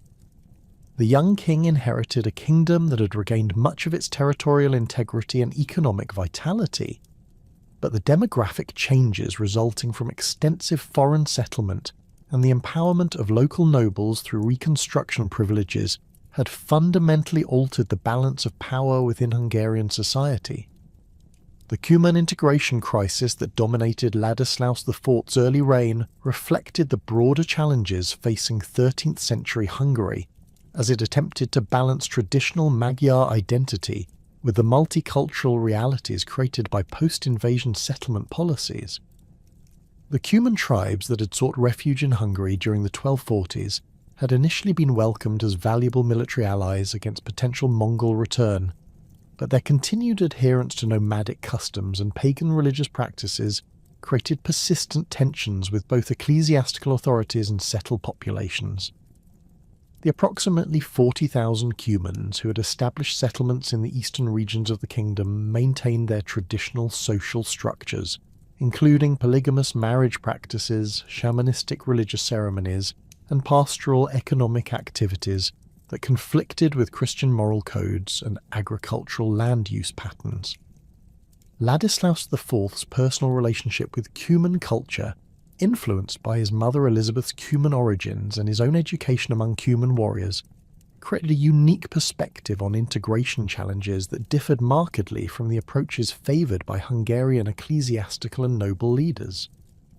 The king's adoption of Cuman dress, his participation in traditional Cuman ceremonies, and his marriage to a Cuman woman named Erzsébet scandalised contemporary chroniclers and provided ammunition for political opponents who questioned his commitment to Christian kingship and Hungarian cultural traditions. These personal choices reflected not merely individual preference, but represented broader questions about the cultural direction of the Hungarian kingdom and the compatibility of nomadic traditions with settled Christian civilization. The ecclesiastical opposition to Cuman integration intensified during the 1270s as church leaders increasingly viewed nomadic customs as threats to Christian moral order and ecclesiastical authority. Archbishop Lodomir of Esztergom emerged as the primary spokesman for forced Cuman conversion and cultural assimilation, arguing that the kingdom's Christian identity required the elimination of pagan practices and the complete integration of Cuman populations into Hungarian social structures. The archbishop's position reflected broader European attitudes toward nomadic peoples, and represented the culmination of decades of ecclesiastical concern about the religious implications of Hungary's diverse population policies. The conflict between royal policy and ecclesiastical demands reached crisis proportions in 1277, when Archbishop Lodomir formally excommunicated Ladislaus IV for his continued association with Cuman customs and his refusal to enforce Christian marriage laws among Cuman populations. The excommunication represented an unprecedented challenge to royal authority and created constitutional questions about the relationship between ecclesiastical and secular power that would influence Hungarian political development for centuries. The archbishop's action enjoyed support from significant segments of the Hungarian nobility, who viewed Cuman integration as a threat to their own political and economic interests, particularly regarding land tenure and military service obligations. The noble opposition to Ladislaus IV's Cuman policies reflected complex calculations about political power, economic advantage, and cultural identity that extended far beyond simple ethnic prejudice. The extensive land grants that Bela IV had distributed to attract foreign settlers and reward loyal supporters during reconstruction efforts had created new patterns of territorial control that challenged traditional noble privileges and altered established social hierarchies. Many Hungarian noble families viewed the king's favourable treatment of Cuman leaders as part of a broader royal strategy to reduce noble autonomy by empowering alternative power centres within the kingdom's political structure. The systematic fortification of noble estates that accelerated during Ladislaus IV's reign reflected both the kingdom's enhanced defensive capabilities and the growing independence of aristocratic families who increasingly viewed themselves as autonomous territorial rulers rather than royal servants. The construction of private castles by families such as the Czechs in northwestern Hungary, the Abbas in the northeast, and the Kosegis in the west created networks of fortified positions that could resist royal authority while providing bases for independent political action. These fortifications employed architectural innovations developed during post-Mongol reconstruction efforts, but were designed to protect noble interests against royal power as much as against external enemies. The emergence of regional noble confederations during this period represented a fundamental shift in Hungarian political organisation that would characterise the kingdom's development through the remainder of the medieval period. The Czech family's consolidation of control over territories in northwestern Hungary proceeded through a combination of strategic marriages, military alliances, and systematic acquisition of royal offices that created a virtually autonomous principality within the nominal boundaries of the Hungarian kingdom. Similar processes occurred in other regions as noble families exploited weaknesses in royal administration and the king's preoccupation with human affairs to expand their own territorial control and political independence. Ladislaus IV's military campaigns against rebellious nobles demonstrated both the continued effectiveness of royal military forces and the limitations of traditional monarchical authority in confronting well-fortified and locally supported opposition. The siege of Česnek Castle in 1274, held by supporters of the Kosegi family, required a 6-month campaign that strained royal resources and revealed the difficulties involved in reducing modern stone fortifications with available siege equipment. The eventual success of the royal forces resulted more from negotiated settlement than military conquest, establishing precedents for compromise solutions that would characterise future conflicts between crown and nobility. The expansion of Hungarian influence into the Balkans during Ladislaus IV's reign reflected both strategic opportunities created by Byzantine weakness and the kingdom's need for new sources of revenue and territorial control to offset domestic political challenges. The gradual decline of Byzantine authority in the northern Balkans, accelerated by the Fourth Crusade's disruption of imperial administration and the emergence of independent Serbian and Bulgarian principalities, created power vacuums that invited Hungarian intervention. The establishment of Hungarian suzerainty over regions of Bosnia and northern Serbia provided access to valuable mining resources while creating buffer zones against potential threats from southern neighbours. The systematic development of mining operations in newly acquired Balkan territories represented a crucial component of Hungarian expansion strategy and provided revenues that supported both military campaigns and domestic political initiatives. The silver mines of Srebrenica and other locations in Bosnia yielded substantial quantities of precious metals that enhanced royal financial resources, while the establishment of Hungarian administrative control over these operations created new opportunities for rewarding loyal supporters and financing continued expansion.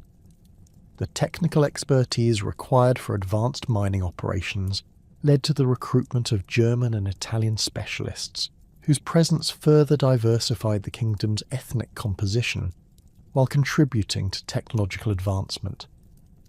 The integration of Slavonian territories into the Hungarian administrative system proceeded through careful attention to local customs and political structures that had evolved during previous periods of Croatian and Hungarian rule.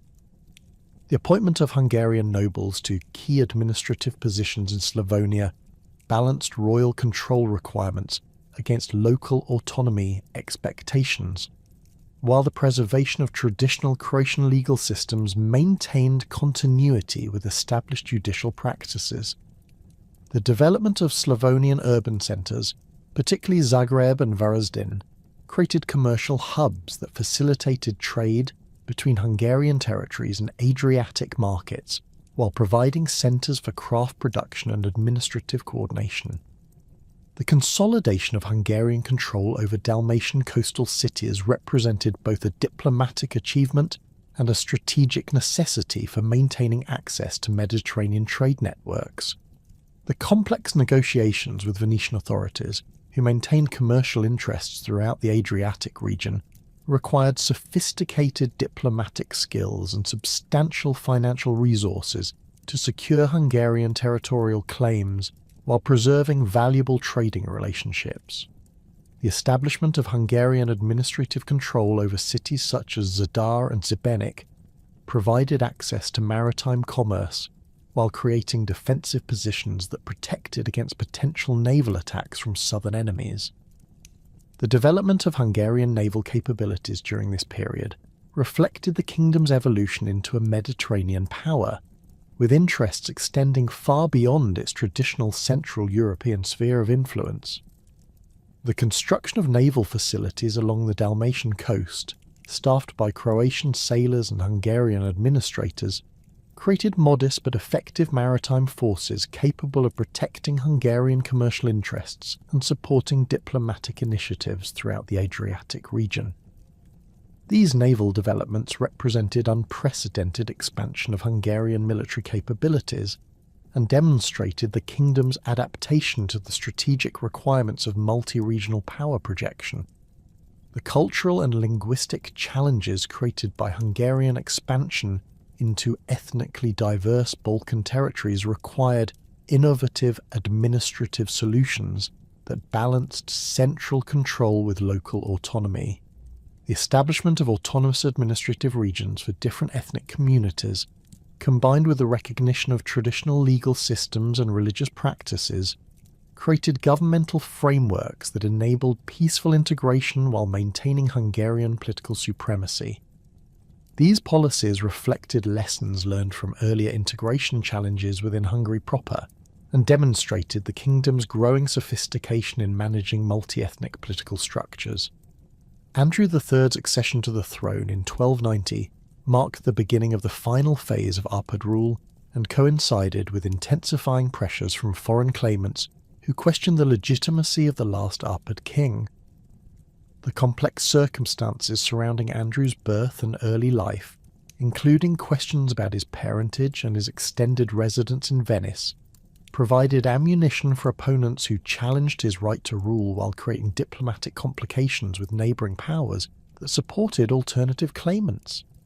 The young king's Italian education and cultural orientation, while providing valuable knowledge of European political developments, also created perceptions of foreign influence that complicated his relationship with traditional Hungarian noble families.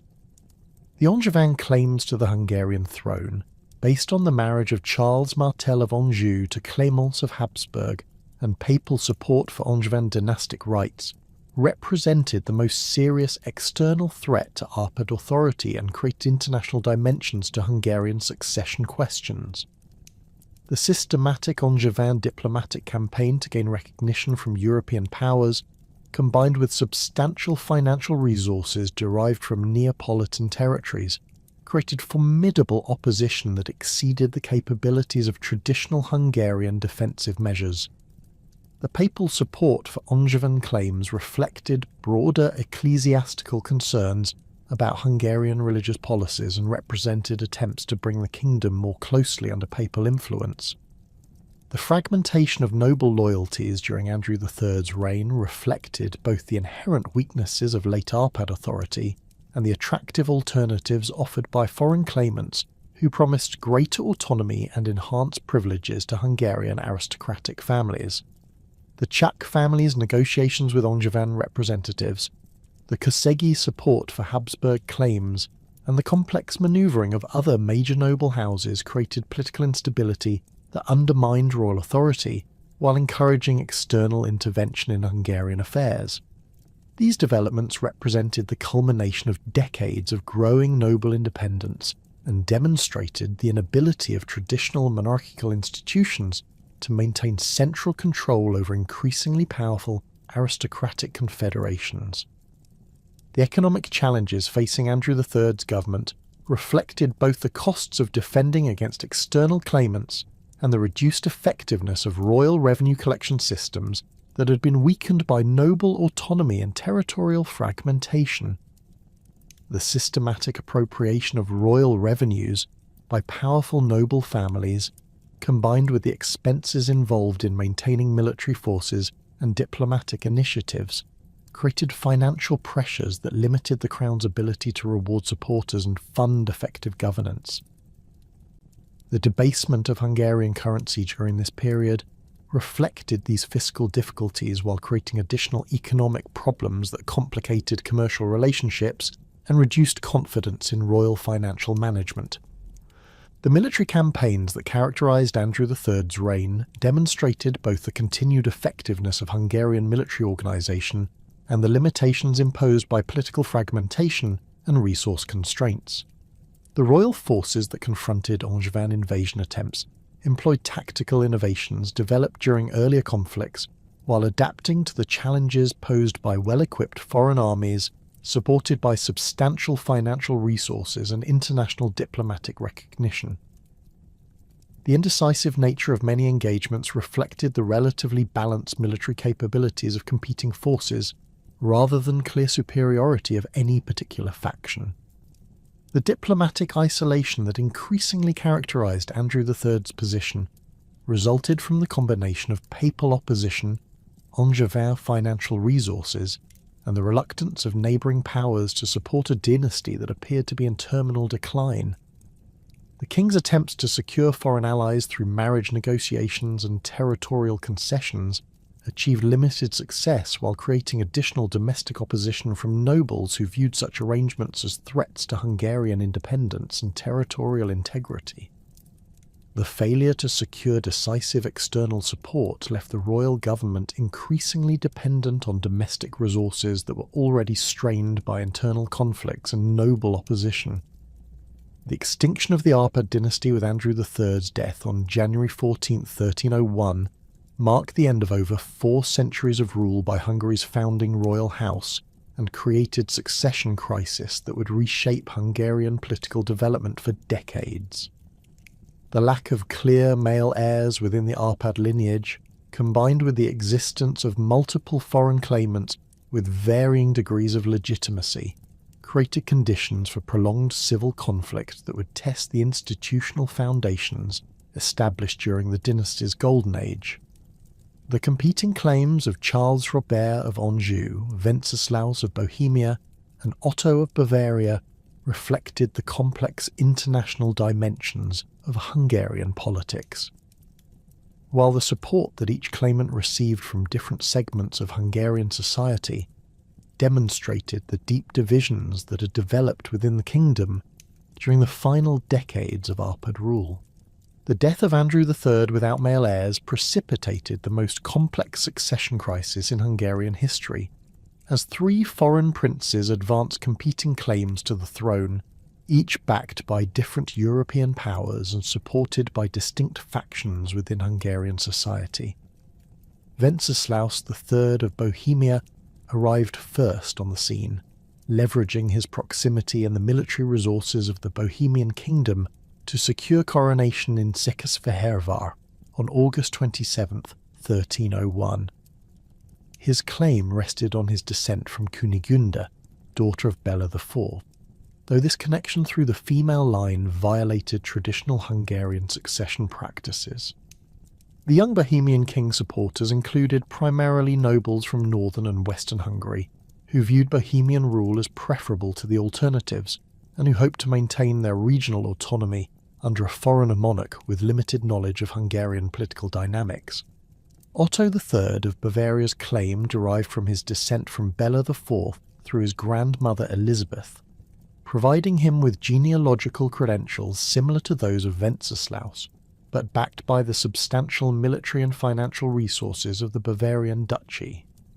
The Wittelsbach prince enjoyed support from the Holy Roman Emperor Albert I, who viewed Hungarian incorporation into the imperial sphere as strategically advantageous for containing French influence in Central Europe. Otto's Hungarian supporters concentrated among noble families in western regions who maintained traditional connections to Germanic political networks and who calculated that Bavarian rule would provide greater autonomy than the centralizing tendencies they associated with other claimants. Charles Robert of Anjou presented the most legally sophisticated claim through his descent from Charles Martel, son of Charles II of Naples, whose marriage to Clemence of Habsburg had been specifically arranged to establish Angevin succession rights in Hungary. Papal support for Charles Robert's candidacy reflected both ecclesiastical approval of Angevin dynastic legitimacy and broader church concerns about bringing Hungary more directly under papal influence. The Angevin claim enjoyed backing from Pope Boniface VIII, who issued bulls declaring Charles Robert the rightful king of Hungary, while substantial financial resources from Neapolitan territories provided means for sustained military campaigns and diplomatic initiatives. The initial phase of the succession struggle revealed the fundamental weakness of central authority that had developed during the final decades of Arpad rule, as regional noble confederations pursued independent policies that prioritized local interests over royal legitimacy or national unity. The Czech family's control over northwestern territories enabled them to negotiate separately with each claimant, while maintaining practical independence regardless of formal royal recognition. Matthew Czach's fortress network, centered on Trenčín and extending throughout the Var River Valley, created a virtually autonomous principality that controlled strategic trade routes and maintained its own military forces, diplomatic relationships, and administrative systems. Wenceslaus III's brief reign demonstrated both the advantages and limitations of Bohemian backing for Hungarian royal aspirations. The young king's military resources enabled him to control central Hungarian territories and maintain his court at Buda, but his unfamiliarity with Hungarian political traditions and his dependence on Bohemian advisors alienated many potential supporters who had initially favoured his candidacy. The systematic appointment of Bohemian nobles to key administrative positions, particularly as ispans of strategically important counties, created resentment among Hungarian aristocrats who viewed these arrangements as foreign occupation rather than legitimate governance. The assassination of Wenceslaus III at Olomouc on August 4, 1306, eliminated Bohemian claims to the Hungarian throne while creating new opportunities for the remaining contenders to consolidate their positions. The circumstances surrounding the king's death, involving a conspiracy among Bohemian nobles opposed to his Hungarian policies, demonstrated the domestic political costs of pursuing foreign territorial acquisitions and left Hungarian supporters of the Bohemian cause without effective leadership or external backing. The power vacuum created by Wenceslaus's elimination enabled both Otto of Bavaria and Charles Robert to intensify their campaigns for Hungarian recognition, while regional noble leaders reassessed their allegiances based on changing political calculations. Otto of Bavaria's subsequent efforts to secure Hungarian recognition proceeded through systematic military campaigns designed to establish control over key strategic positions while demonstrating Bavarian military capabilities to potential supporters. The Bavarian forces that entered Hungary in 1307 employed siege warfare techniques and heavy cavalry tactics that proved effective against traditional Hungarian defensive strategies but required substantial logistical support that strained Bavarian resources over extended campaigns. Otto's temporary establishment of his court at Buda provided symbolic legitimacy, while his control over royal revenues from central Hungarian territories funded continued military operations and diplomatic initiatives. Charles Robert's gradual consolidation of support proceeded through a combination of military pressure, diplomatic negotiation, and systematic exploitation of divisions among his opponents that demonstrated sophisticated understanding of Hungarian political dynamics. The Angevin prince's establishment of his initial power base in southern Hungary, particularly around Temesvar and other territories controlled by loyal supporters, provided secure foundations for expanded operations, while his papal backing created ecclesiastical pressure on Hungarian nobles who remained committed to Christian orthodoxy. The systematic recruitment of Hungarian noble families through generous grants of privileges and territorial concessions created growing networks of Angevin supporters who provided local knowledge and military resources essential for successful campaigns. The Battle of Rozgony on June 15, 1312, marked the decisive military confrontation that established Charles Robert's supremacy over his remaining opponents and demonstrated the effectiveness of Angevin military organisation against traditional Hungarian warfare methods. The Angevin forces, numbering approximately 8,000 men including heavy cavalry, infantry and crossbow units, employed coordinated tactics that maximised their advantages in equipment and training while exploiting weaknesses in the coalition army assembled by Amadeus Abba and other opponents of Angevin rule. The battle's outcome resulted from superior military discipline and tactical coordination rather than overwhelming numerical superiority, establishing precedents for the military reforms that would characterise Charles Robert's subsequent reign. Charles Robert's coronation with the Holy Crown on August 27, 1310, at Székesfehérvár, marked the formal beginning of Angevin rule in Hungary, though the new king's effective authority remained limited to territories under direct military control, while regional noble confederations maintained practical independence throughout much of the kingdom. The ceremony itself reflected careful attention to Hungarian royal traditions while incorporating elements that emphasized papal approval and European recognition of Angevin legitimacy. Archbishop Thomas of Esztergom's performance of the coronation ritual provided ecclesiastical validation, while the presence of foreign diplomatic representatives demonstrated international acceptance of the new dynasty. The systematic campaign against rebellious oligarchs that dominated Charles Robert's first decade as king required innovative military strategies and administrative reforms designed to overcome the advantages that regional noble confederations had developed during decades of weak central authority. The siege of Czech strongholds in northwestern Hungary proceeded through methodical reduction of individual fortresses, combined with diplomatic efforts to detach supporters from the Confederation through offers of amnesty and territorial concessions.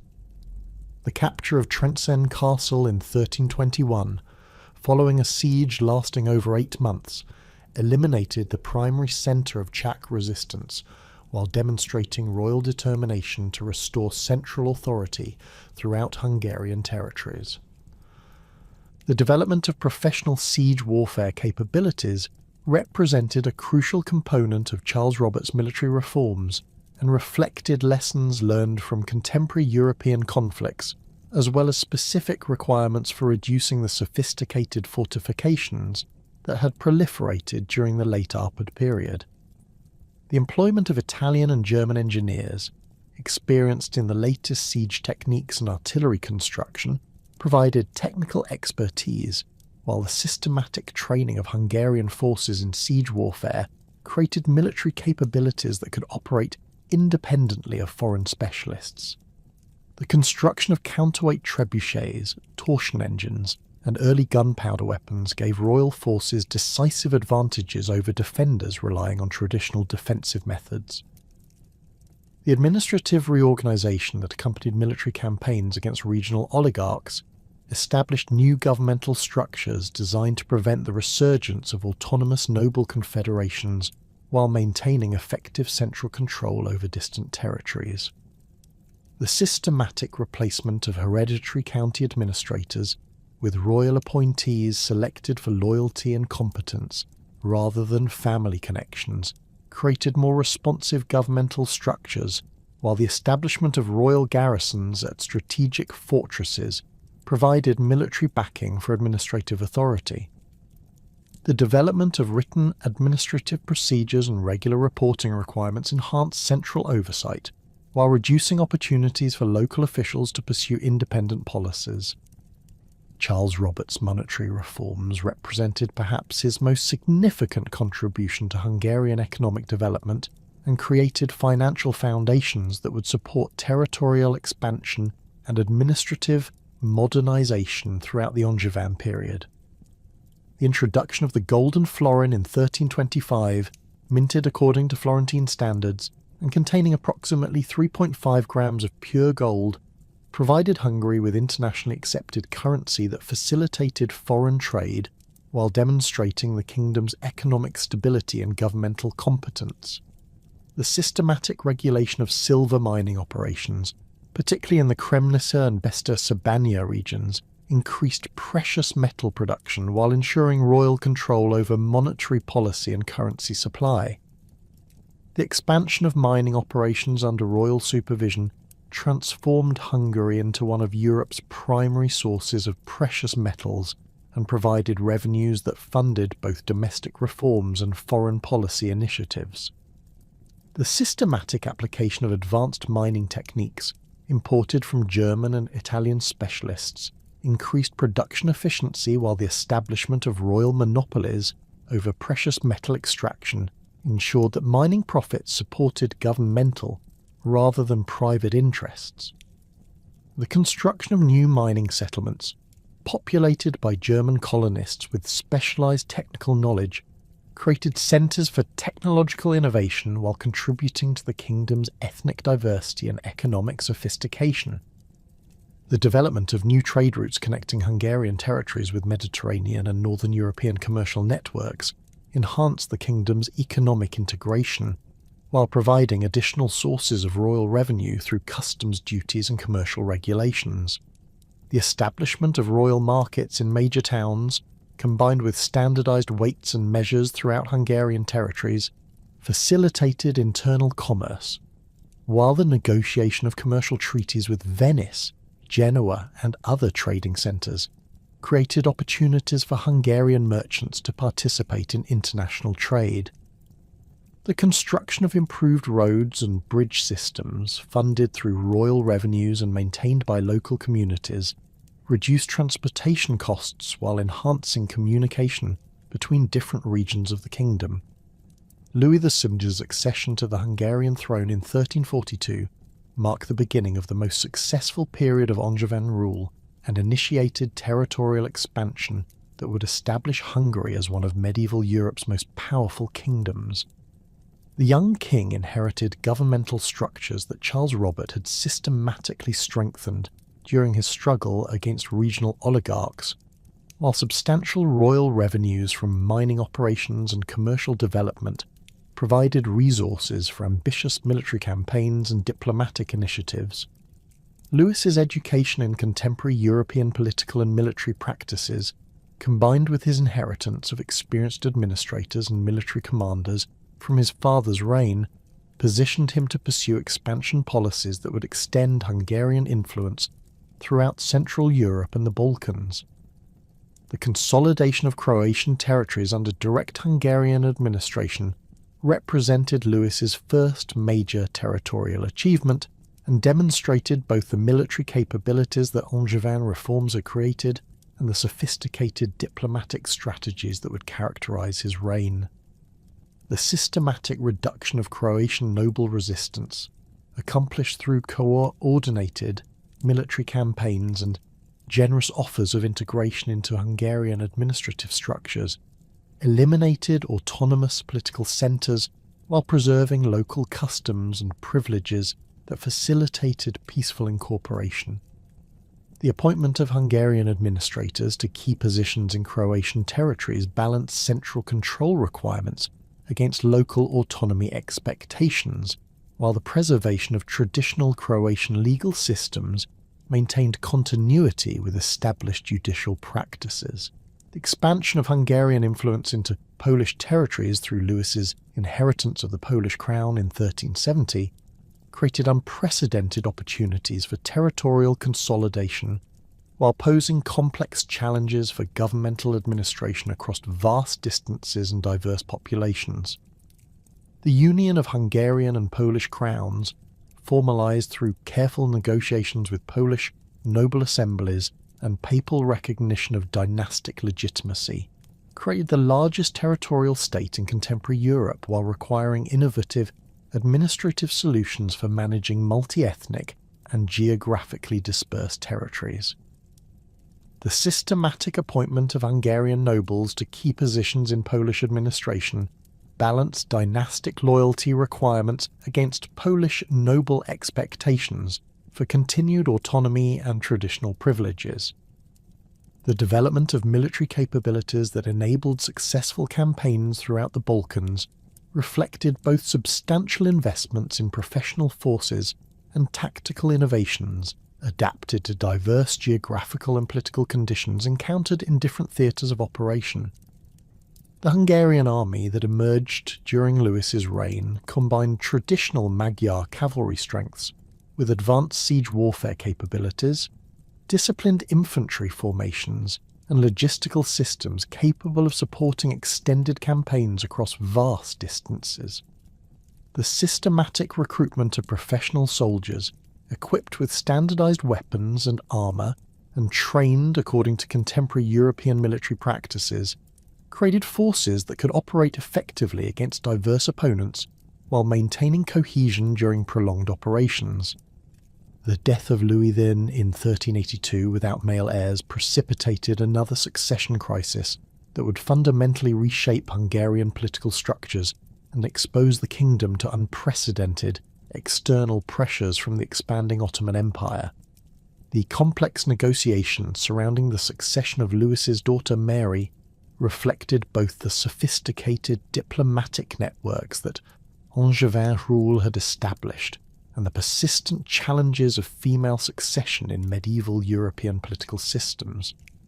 Mary's coronation as Queen of Hungary on September 17th, 1382, at Székesfehérvár, marked the first time a woman had ruled Hungary in her own right, creating constitutional precedents while generating opposition from noble factions who questioned female authority and sought to exploit perceived governmental weakness for territorial and political advantage. The regency arrangements established during Mary's minority demonstrated the complex balance of power that had emerged within Hungarian political structures during the Angevin period, as competing noble factions manoeuvred for influence while external powers assessed opportunities for intervention. Elizabeth of Bosnia, Mary's mother, assumed formal regency powers with support from the Garay and Lakfi families, whose loyalty to Angevin dynastic interests provided governmental continuity, while their territorial holdings in southern and eastern Hungary created defensive capabilities against potential Ottoman incursions. The Regency Council's composition reflected careful attention to regional power balances, with representatives from major noble families receiving positions that acknowledged their territorial influence, while binding them to royal authority through formal governmental responsibilities. The emergence of Sigismund of Luxembourg as a claimant to the Hungarian throne through his betrothal to Mary represented a diplomatic solution that addressed both succession legitimacy concerns and the kingdom's need for external military support against growing Ottoman pressure. Sigismund's position as Margrave of Brandenburg and son of Emperor Charles IV provided valuable connections to Holy Roman imperial resources, while his extensive experience in contemporary European politics and military affairs offered capabilities that purely domestic Hungarian leadership might lack. The marriage negotiations, conducted through papal mediation and involving complex territorial and financial arrangements, reflected the international dimensions of Hungarian succession questions and the kingdom's integration into broader European political networks. The Ottoman expansion into Balkan territories during the 1380s created strategic pressures that fundamentally altered Hungarian defensive requirements and forced rapid adaptation of military organization and diplomatic strategies developed during previous centuries of conflicts with European neighbors. The systematic Ottoman conquest of Serbian principalities, culminating in the Battle of Kosovo on June 15, 1389, eliminated the primary buffer between Hungarian territories and Ottoman forces while demonstrating the effectiveness of Ottoman military organization against traditional Balkan defensive strategies. The defeat of Prince Lazar's coalition army revealed both the tactical superiority of Ottoman forces and the difficulty that Christian powers faced in coordinating effective resistance against the methodical expansion of Ottoman territorial control. Sigismund's accession to the Hungarian throne in 1387, formalised through his marriage to Mary and subsequent coronation, coincided with intensifying Ottoman pressure that would define his entire reign and require fundamental changes in Hungarian military organisation, diplomatic strategies and administrative structures. The new king brought to Hungary extensive knowledge of contemporary European military innovations, diplomatic practices and administrative techniques that had been developed in more politically centralised regions of the Holy Roman Empire.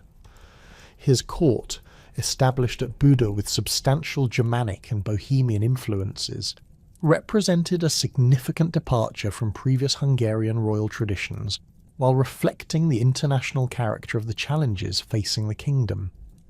The systematic fortification of southern Hungarian territories under Sigismund's direction employed architectural innovations and defensive strategies specifically designed to counter Ottoman siege warfare capabilities and the rapid cavalry movements that characterized Turkish military operations. The reconstruction of Nándorfehérvár as a major fortress complex beginning in 1390 utilised Italian military engineers and incorporated design elements that reflected careful study of Ottoman siege techniques observed during their Balkan campaigns. The fortress featured multiple defensive rings, sophisticated artillery positions, and underground storage facilities capable of sustaining prolonged sieges while providing bases for counterattack operations against Ottoman forces operating in Serbian territories.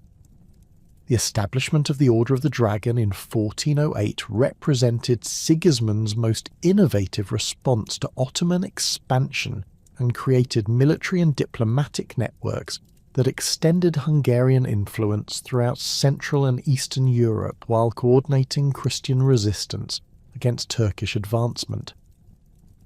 The Order's membership included prominent nobles from Hungary, Poland, Wallachia, and other threatened territories, creating communication networks and mutual defence obligations that transcended traditional political boundaries.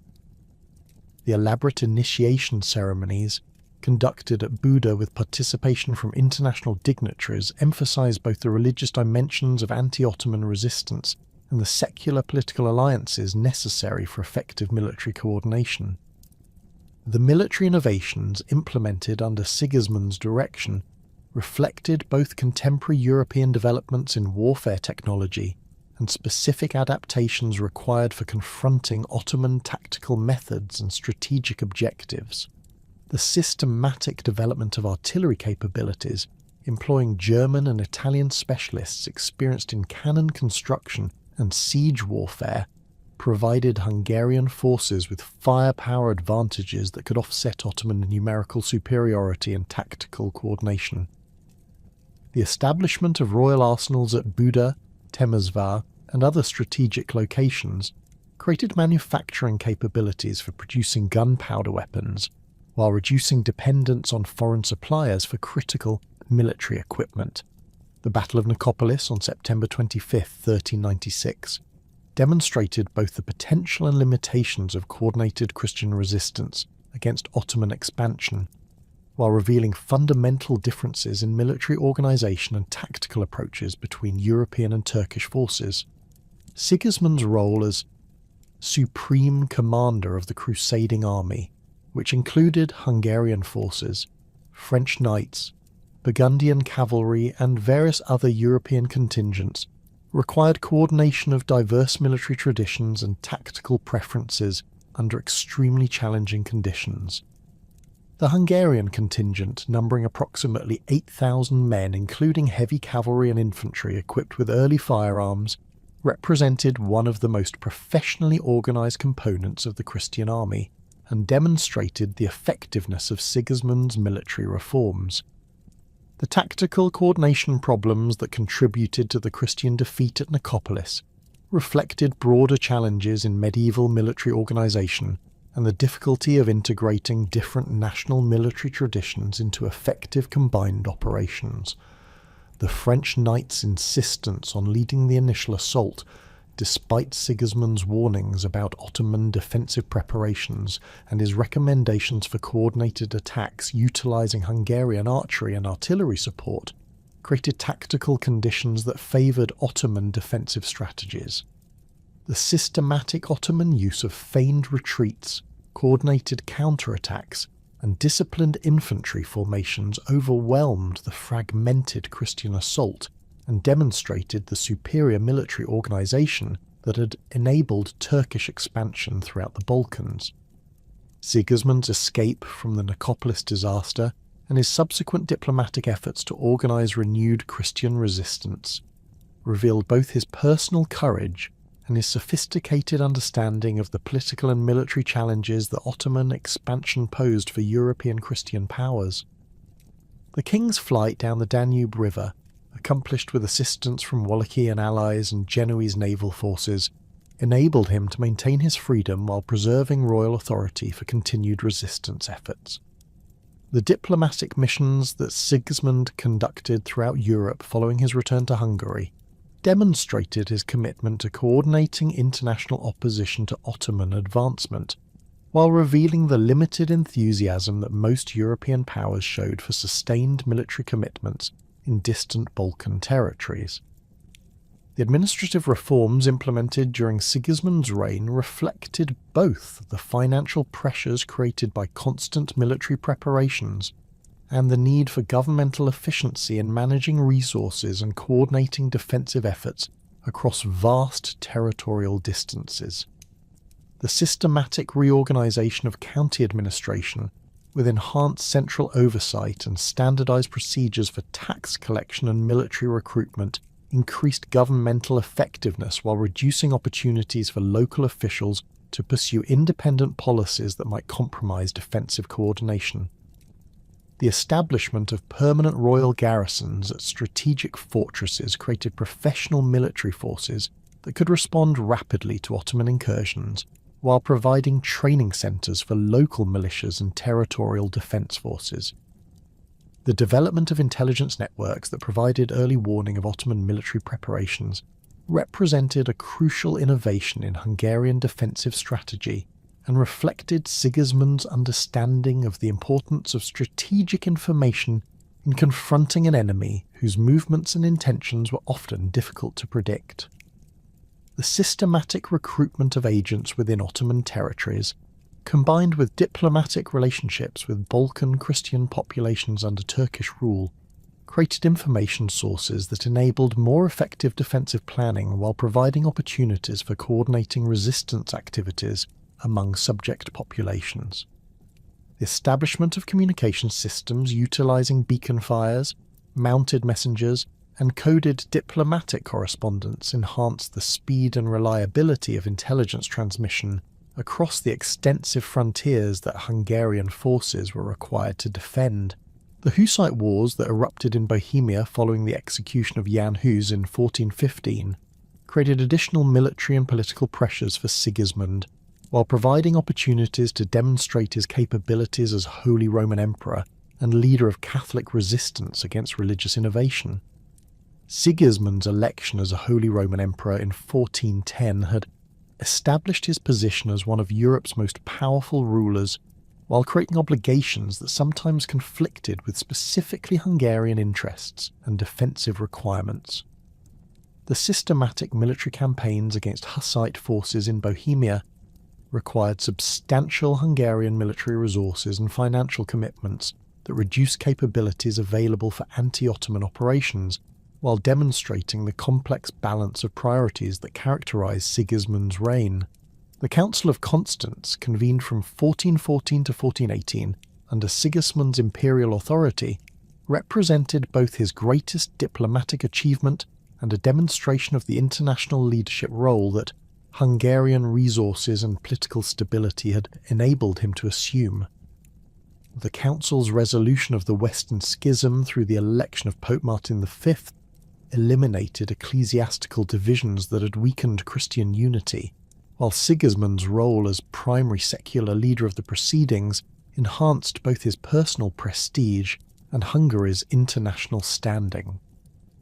The complex negotiations required to achieve conciliar unity, involving representatives from throughout Christian Europe and addressing fundamental questions of ecclesiastical authority and religious reform, demonstrated Sigismund's diplomatic skills while creating networks of international relationships that would benefit Hungarian interests throughout his reign.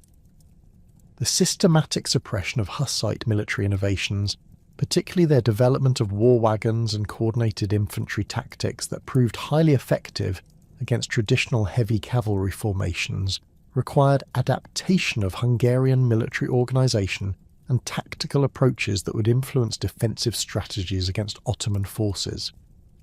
The mobile fortifications that Hussite forces employed, consisting of reinforced wagons, arranged in defensive circles and equipped with early firearms and crossbows, provided models for defensive innovations that could be adapted to counter Ottoman cavalry tactics and siege techniques. The systematic study of Hussite military methods, conducted by Hungarian commanders who participated in Bohemian campaigns, contributed to tactical developments that enhanced the kingdom's defensive capabilities against diverse military threats. The financial strains created by simultaneous military commitments against Ottoman forces and Hussite armies required innovative revenue collection methods and administrative efficiency improvements that transformed Hungarian governmental capabilities while creating precedents for enhanced royal authority over economic resources. The systematic expansion of mining operations, particularly in the Kremnica and Besta-Sabanya regions, increased precious metal production while providing revenues that supported military expenditures and diplomatic initiatives. The development of new taxation methods, including customs duties on expanding commercial activities and special assessments for military emergencies, created more flexible revenue sources while maintaining the cooperation of noble and urban populations, whose support was essential for effective governance. The integration of artillery into Hungarian military organisation proceeded through systematic recruitment of foreign specialists and the establishment of domestic manufacturing capabilities that reduced dependence on external suppliers while creating technological expertise that could be applied to both military and civilian purposes. The German and Italian artillery masters who entered Hungarian service brought knowledge of the latest developments in cannon design, gunpowder composition, and siege warfare techniques that significantly enhanced royal military capabilities. The establishment of foundries at Buda and other royal centres created manufacturing capacity for producing both artillery pieces and ammunition, while training Hungarian craftsmen in metalworking techniques that had applications beyond military requirements.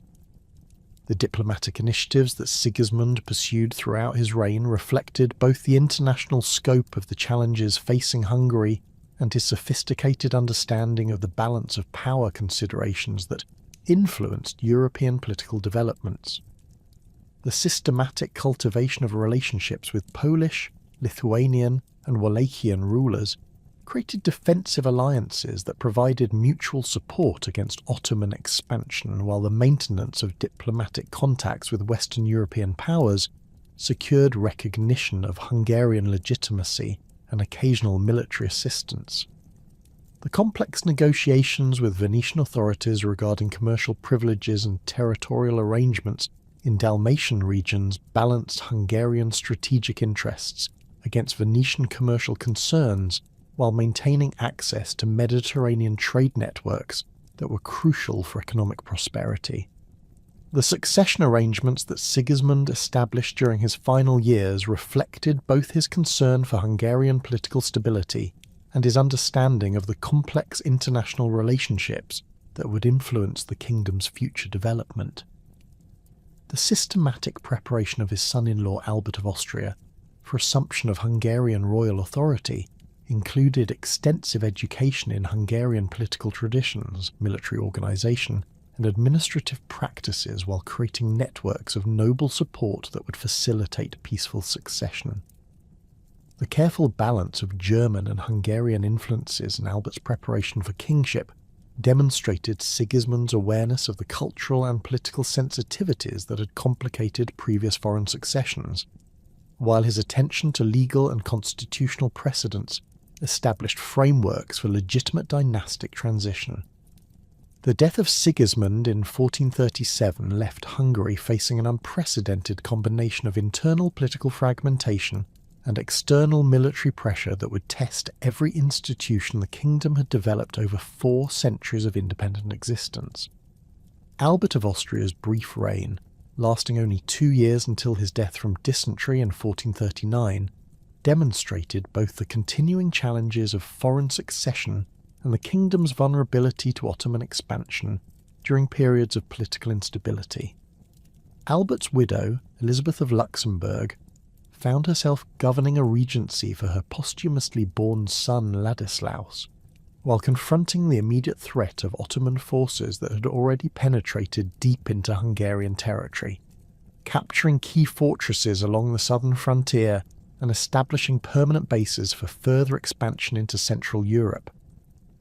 The emergence of Ladislaus III of Poland as a rival claimant to the Hungarian throne reflected the desperate circumstances that Hungarian noble factions faced as Ottoman pressure intensified throughout the early 1440s.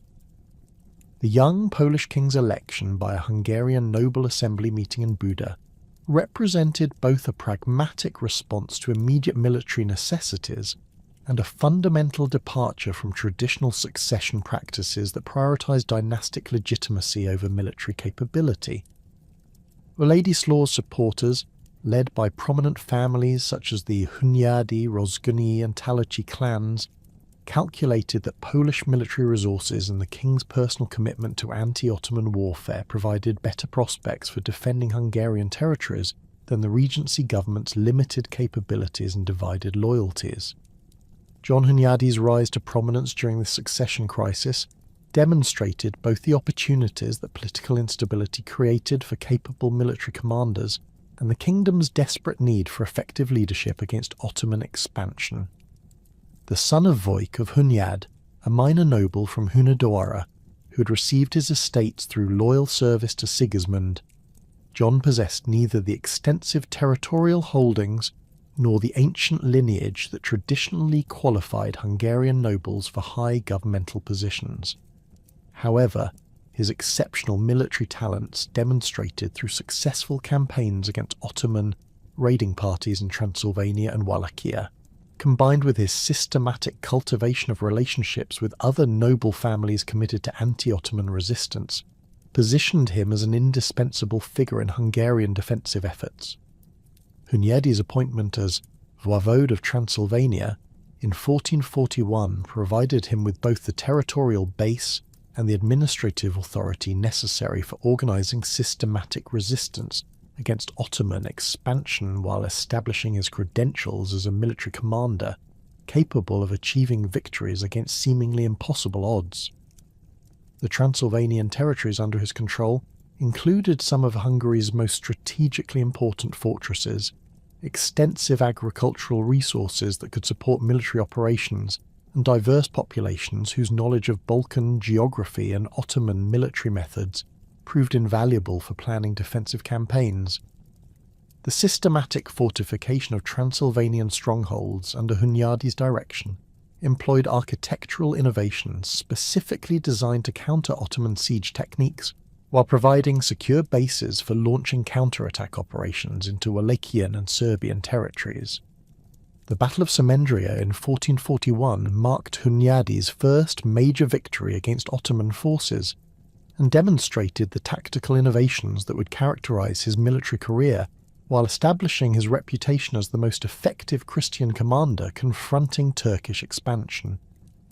The Hungarian forces under Hunyadi's command, numbering approximately 15,000 men including Transylvanian cavalry, Croatian infantry and Serbian auxiliaries familiar with local terrain, employed coordinated tactics that maximized their advantages in mobility and local knowledge while exploiting weaknesses in Ottoman deployment and communication.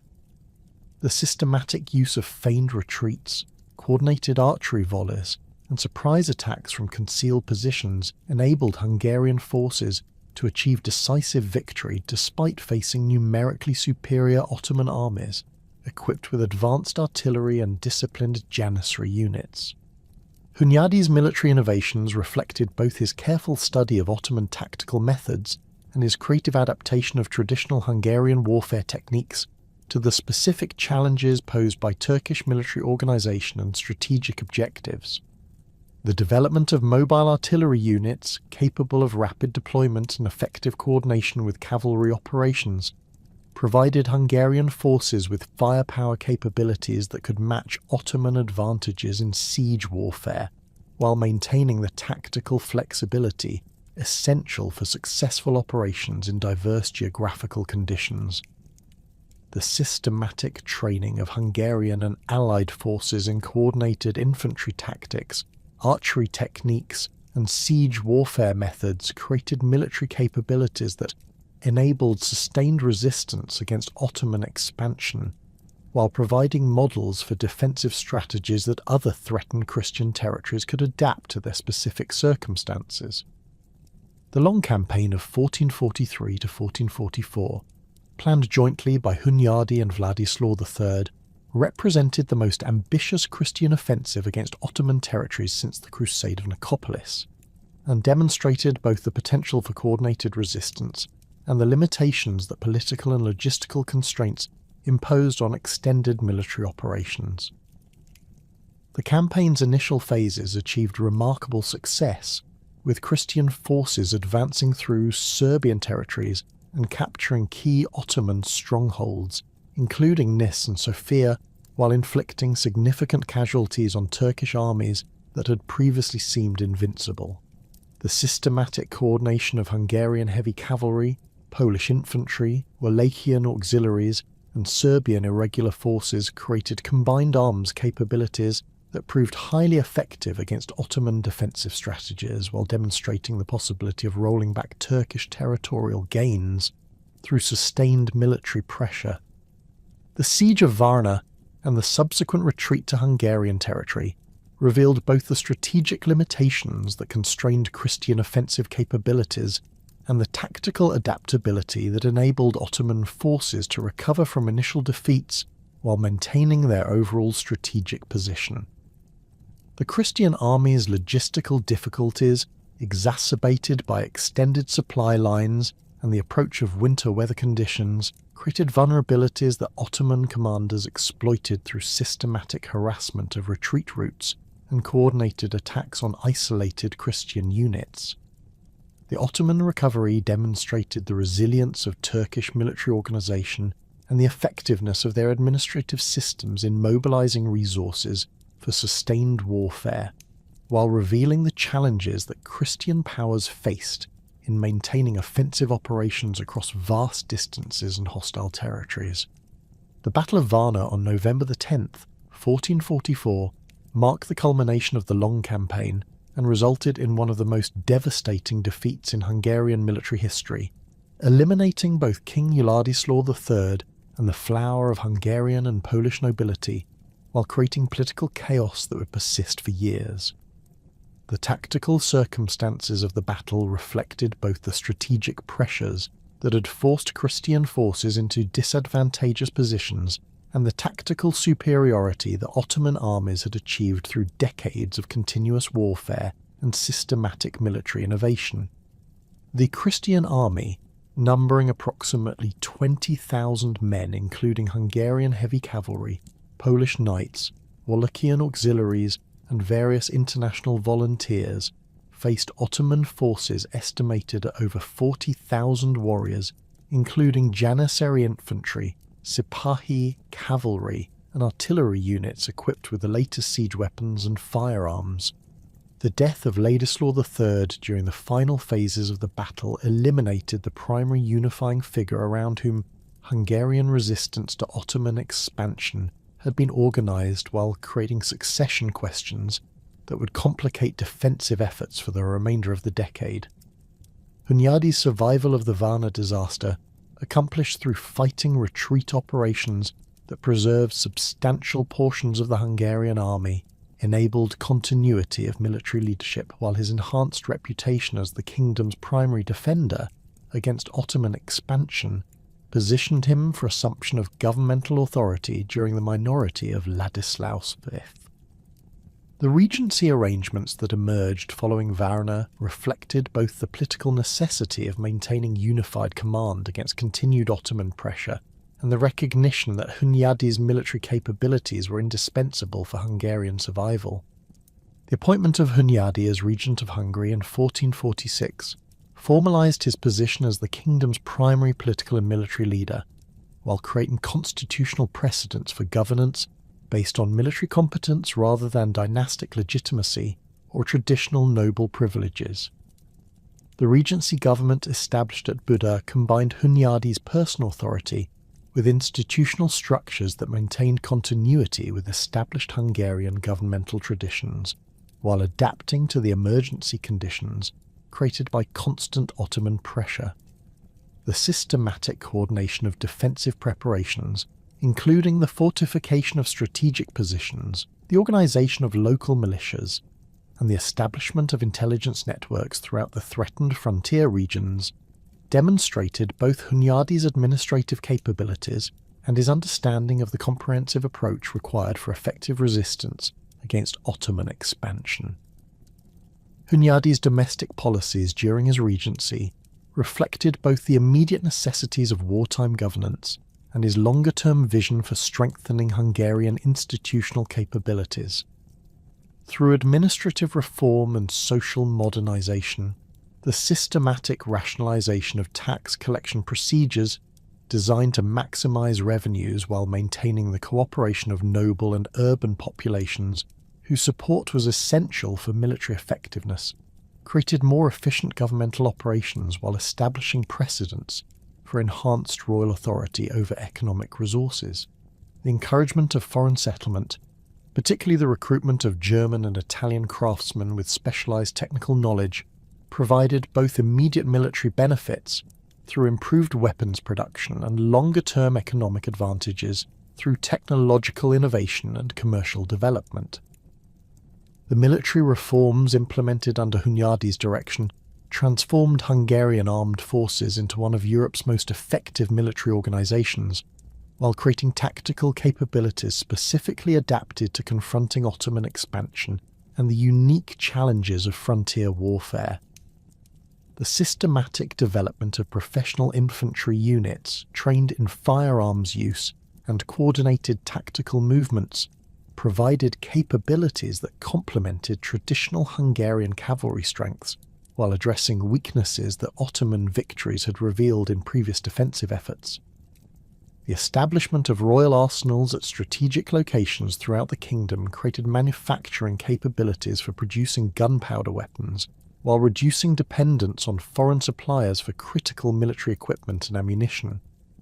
The Siege of Belgrade in 1456 represented both the climax of Hunyadi's military career and the most significant Christian victory against Ottoman expansion during the 15th century, demonstrating that effective leadership and tactical innovation could achieve decisive results even against seemingly overwhelming odds. The Ottoman army that Sultan Mehmed II assembled for the Belgrade campaign included approximately 100,000 men equipped with the most advanced siege equipment available, including massive cannons that had proven effective during the recent conquest of Constantinople, and sophisticated engineering capabilities that had enabled Turkish forces to reduce previously impregnable fortifications. The systematic Ottoman investment of Belgrade, beginning in early July 1456, employed siege techniques that had been perfected through decades of successful campaigns, while demonstrating the technological and organisational advantages that had enabled Turkish expansion throughout the Balkans and Eastern Europe. Hunyadi's defensive preparations for the Belgrade siege reflected both his understanding of Ottoman siege warfare capabilities and his innovative adaptation of available resources to create effective countermeasures against technologically superior enemies. The systematic strengthening of Belgrade's fortifications, accomplished through the employment of Italian military engineers and the adaptation of architectural innovations developed during earlier conflicts, created defensive capabilities that could withstand prolonged bombardment while providing platforms for effective counterattack operations. The coordination of the fortress garrison with relief forces assembled from throughout Hungarian territories demonstrated Hunyadi's ability to organise complex military operations while maintaining the morale and discipline essential for successful defensive warfare. The naval battle on the Danube River that preceded the main assault on Belgrade demonstrated both the innovative tactical approaches that Hunyadi employed and the importance of controlling river communications for the success of siege operations in the Danube Valley region. The improvised Hungarian flotilla, consisting of requisitioned merchant vessels reinforced with protective armour and equipped with artillery pieces, achieved tactical surprise against the Ottoman river fleet, while demonstrating the effectiveness of coordinated naval and land operations in riverine warfare conditions. The destruction of Ottoman pontoon bridges and the disruption of Turkish supply lines created tactical conditions that favoured Christian defensive efforts while revealing vulnerabilities in Ottoman logistical systems that could be exploited through creative tactical approaches. The decisive assault on July 21st, 1456, that broke the Ottoman siege and forced Turkish withdrawal from Belgrade territory represented one of the most remarkable military achievements of the medieval period and established Hunyadi's reputation as Christianity's foremost defender against Ottoman expansion. The coordinated attack that combined the fortress garrison's sortie with relief force assaults from multiple directions created tactical confusion among Ottoman forces while maximising Christian advantages in local knowledge and defensive motivation. The systematic exploitation of Ottoman tactical weaknesses, particularly their vulnerability to coordinated attacks during artillery repositioning operations, demonstrated both Hunyadi's tactical expertise and his ability to inspire extraordinary performance from forces that were significantly outnumbered and out-equipped by their opponents. The death of John Hunyadi from plague on August 11, 1456, just 3 weeks after his greatest victory, eliminated Hungary's most capable military leader at the moment when his skills and experience were most desperately needed for organising continued resistance against inevitable Ottoman retaliation. The circumstances of Hunyadi's death, occurring during the height of his influence and at the peak of his military reputation, created both immediate practical problems for Hungarian defensive preparations and longer-term questions about succession to his unofficial but essential role as the kingdom's primary defender. The massive public mourning that accompanied Hunyadi's funeral demonstrated both the personal affection that Hungarian populations felt for their defender and the widespread recognition that his death created vulnerabilities that would be difficult to address through conventional political or military arrangements. The brief reign of Ladislaus V from 1456 to 1457 demonstrated both the continuing challenges of royal minority governments and the complex political manoeuvring that Hunyadi's death had unleashed among competing noble factions seeking to inherit his influence and territorial holdings. The young king's execution of Ladislaus Hunyadi, John's eldest son, on charges of treason reflected both the political pressures that surrounded the royal court and the systematic efforts by rival noble families to eliminate potential competitors for governmental authority. The circumstances surrounding these executions, including the violation of safe conduct guarantees and the apparent manipulation of legal procedures, created political scandals that undermined royal legitimacy, while generating popular sympathy for the Hunyadi family and their supporters.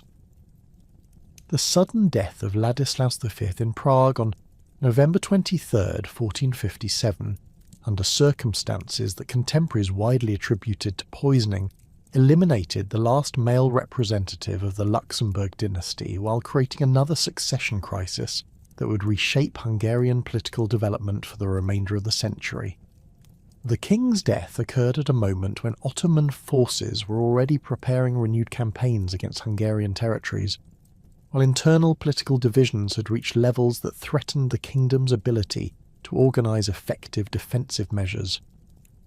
The absence of clear dynastic succession, combined with the recent elimination of the Hunyadi family's direct political influence, created conditions for prolonged political instability that would persist throughout the following decades. The election of Matthias Corvinus as King of Hungary on January 24, 1458, represented both a remarkable political comeback for the Hunyadi family and a fundamental departure from traditional European succession practices that prioritised dynastic legitimacy over personal capability and popular support. The 15-year-old son of John Hunyadi possessed neither the extensive territorial holdings nor the international recognition that typically qualified candidates for royal election. But his family's reputation for effective anti-Ottoman leadership and the systematic political organisation that his uncle Michael Silagya had maintained during the political crises following his father's death created sufficient noble support for his candidacy. The Electoral Assembly's decision reflected both practical calculations about military necessity and popular sentiment that favoured continuity with the Hunyadi legacy of successful resistance against Ottoman expansion. Matthias's coronation at Székesfehérvár on March 29, 1458, marked the beginning of one of the most remarkable reigns in Hungarian history and initiated a period of territorial expansion, cultural development, and administrative innovation that would establish Hungary as one of Europe's most influential kingdoms. The young king's assumption of royal authority occurred under extremely challenging circumstances, with Ottoman forces already preparing new campaigns against Hungarian territories, while domestic political opposition from noble families who had supported alternative candidates created internal security threats that required immediate attention. The systematic consolidation of royal authority that Matthias achieved during his first years as king demonstrated both his exceptional political skills and his understanding of the comprehensive approach required for effective governance under emergency conditions. The creation of the Black Army represented Matthias's most significant military innovation and provided Hungary with professional military capabilities that exceeded those available to most contemporary European kingdoms while establishing tactical and organisational models that would influence military development throughout Central Europe. The systematic recruitment of professional soldiers from throughout Europe, including German pikemen, Bohemian crossbowmen, Italian condottieri, and Hungarian cavalry, created combined arms capabilities that proved highly effective against diverse opponents, while demonstrating the kingdom's financial resources and organisational sophistication. The Black Army's estimated strength of 30,000 professional soldiers, equipped with standardised weapons and armour, and trained according to the latest European military practices, provided Matthias with military capabilities that enabled both defensive operations against Ottoman expansion and offensive campaigns that would extend Hungarian territorial control throughout Central Europe and the Balkans. The systematic fortification of Hungarian territories under Matthias's direction employed architectural innovations and defensive strategies that reflected both contemporary European developments in military engineering and specific adaptations required for confronting Ottoman siege warfare capabilities. The construction of new fortress complexes at strategic locations throughout the kingdom, including major installations at Buda, Visegrad, and numerous frontier positions, created defensive networks that could coordinate mutual support while providing secure bases for offensive operations. The employment of Italian military engineers, experienced in the latest developments in artillery-resistant fortification design, created defensive capabilities that incorporated lessons learned from recent conflicts while establishing architectural precedents that would influence fortress construction throughout Central Europe. The death of Matthias Corvinus on April 6, 1490, eliminated the last Hungarian king capable of maintaining effective resistance against Ottoman expansion, while simultaneously preserving the kingdom's independence from Habsburg and other foreign influences. The Black Army that had served as the foundation of Matthias's military and political power began to disintegrate immediately following his death, as unpaid soldiers either sought employment with foreign princes or turned to brigandage throughout Hungarian territories. The systematic fortification network that Matthias had constructed along the kingdom's southern frontiers remained physically intact, but the professional garrisons that had maintained these defensive positions dispersed within months, leaving strategically crucial strongholds undermanned and vulnerable to Ottoman assault. The succession crisis that erupted following Matthias's death revealed the fundamental weakness of elective monarchy when confronted with competing foreign claimants backed by substantial military resources and international diplomatic support. Maximilian IV of Austria advanced claims based on previous Habsburg-Hungarian treaties and his position as Holy Roman Emperor, while Vladislaus II Jagiellon leveraged his existing rule over Bohemia and the support of Polish military forces to present himself as the most viable candidate for maintaining Hungarian independence. The Hungarian Noble Assembly that convened at Rakos in July 1490 faced the impossible choice between accepting foreign domination under Habsburg rule or electing a king whose limited resources and divided loyalties might prove inadequate for defending the kingdom against imminent Ottoman threats. Vladislaus II's election as King of Hungary on July 15, 1490, represented a compromise solution that satisfied neither the kingdom's defensive requirements nor the political ambitions of the major noble families who had supported his candidacy. The new king's coronation at Székesfehérvár on September 18, 1490, proceeded according to traditional Hungarian ceremonial practices, but the absence of significant foreign diplomatic representation and the limited military forces available for royal protection demonstrated the reduced international standing that Hungary had experienced following Matthias's death. Vladislaus's dual monarchy over both Hungary and Bohemia created administrative complications and divided loyalties that would persist throughout his reign, as the king's attention and resources were constantly divided between the competing demands of two kingdoms facing different threats and political challenges. The immediate financial crisis that confronted Vladislaus II's government resulted from the enormous costs that Matthias's military innovations and territorial expansion had imposed on royal revenues, combined with the systematic appropriation of royal income by noble families during the succession crisis. The dissolution of the Black Army eliminated the kingdom's primary military capability, while creating bands of unemployed professional soldiers whose continued presence in Hungarian territories posed threats to internal security and public order.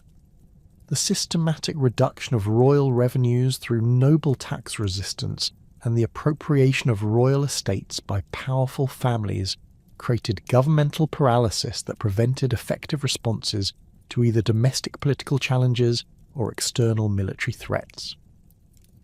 The noble opposition that emerged during Vladislaus II's early years reflected both traditional Hungarian resistance to royal authority and the specific circumstances created by the king's weakness and the kingdom's financial difficulties. The Zápolya family's consolidation of control over extensive territories in northeastern Hungary proceeded through systematic acquisition of royal offices and strategic marriages that created a virtually autonomous principality within the nominal boundaries of the Hungarian kingdom. John Zápolya's appointment as voivode of Transylvania in 1510 provided him with both the territorial base and the administrative authority necessary for pursuing independent political objectives while maintaining formal loyalty to royal authority. The systematic weakening of central authority during Vladislaus II's reign enabled regional noble confederations to pursue policies that prioritized local interests over national defense requirements, creating conditions that would prove catastrophic when Ottoman pressure intensified during the following decade. The Bathory family's control over territories in eastern Hungary the Frangipan dominance in Croatia, and the Brankovic influence in southern regions created fragmented, defensive arrangements that lacked coordination and mutual support capabilities. These regional power centres maintained their own military forces, diplomatic relationships, and administrative systems, while contributing minimal resources to royal defensive preparations or coordinated resistance planning. The peasant revolt of 1514 represented the most serious internal challenge to Hungarian political stability since the Mongol invasion, and demonstrated the social tensions that had developed during decades of constant warfare and noble territorial expansion. György Dossa's emergence as the leader of peasant forces reflected both his personal military experience, gained through service in anti-Ottoman campaigns, and his understanding of the grievances that had accumulated among rural populations subjected to increasing feudal obligations and military service requirements. The initial proclamation of the crusade against the Ottomans, issued by Pope Leo V and endorsed by Hungarian ecclesiastical authorities, provided legal justification for peasant military organisation, while creating expectations for social and economic reforms that the established political order had no intention of implementing. The transformation of the crusading army into a revolutionary force occurred gradually during the spring of 1514, as peasant recruits became increasingly aware that their noble commanders intended to use them as expendable infantry, while reserving positions of authority and potential rewards for members of the established aristocracy. Dossa's systematic organisation of peasant forces into disciplined military units, employing tactical knowledge gained through previous military service, created combat capabilities that initially achieved remarkable success against noble armies unprepared for coordinated peasant resistance. The Siege of Temesvar, lasting from July to October 1514, demonstrated both the military potential of organised peasant forces and the determination of revolutionary leadership to challenge the fundamental structures of Hungarian feudal society. The brutal suppression of the peasant revolt by forces commanded by John Zápolya revealed both the ruthless determination of Hungarian noble families to maintain their privileged positions and the military capabilities that regional power centres could mobilise when their fundamental interests were threatened. The systematic massacre of peasant forces following their defeat at Temesvar, including the notorious execution of Dossa himself, through being forced to sit on a heated iron throne while his followers were compelled to consume his flesh, demonstrated the extreme measures that Hungarian nobles employed to deter future popular resistance. The legal consequences of the revolt, codified in the tripartitum legal code compiled by István Verboczy, formally enshrined the principle of perpetual serfdom and eliminated virtually all legal protections that peasant populations had previously enjoyed. The tripartitum's systematic codification of noble privileges and peasant obligations created legal frameworks that would govern Hungarian social relationships for centuries, while establishing constitutional principles that severely limited royal authority and prevented effective governmental responses to external threats. Verboczy's legal compilation, completed in 1517, reflected both contemporary European legal scholarship and the specific political circumstances that had emerged during Vladislaus II's weak reign. The code's provisions establishing noble equality before the law, confirming noble exemption from royal taxation, and requiring noble consent for major policy decisions, created constitutional constraints on monarchical power that effectively prevented the centralisation of authority necessary for coordinating effective defensive measures against Ottoman expansion.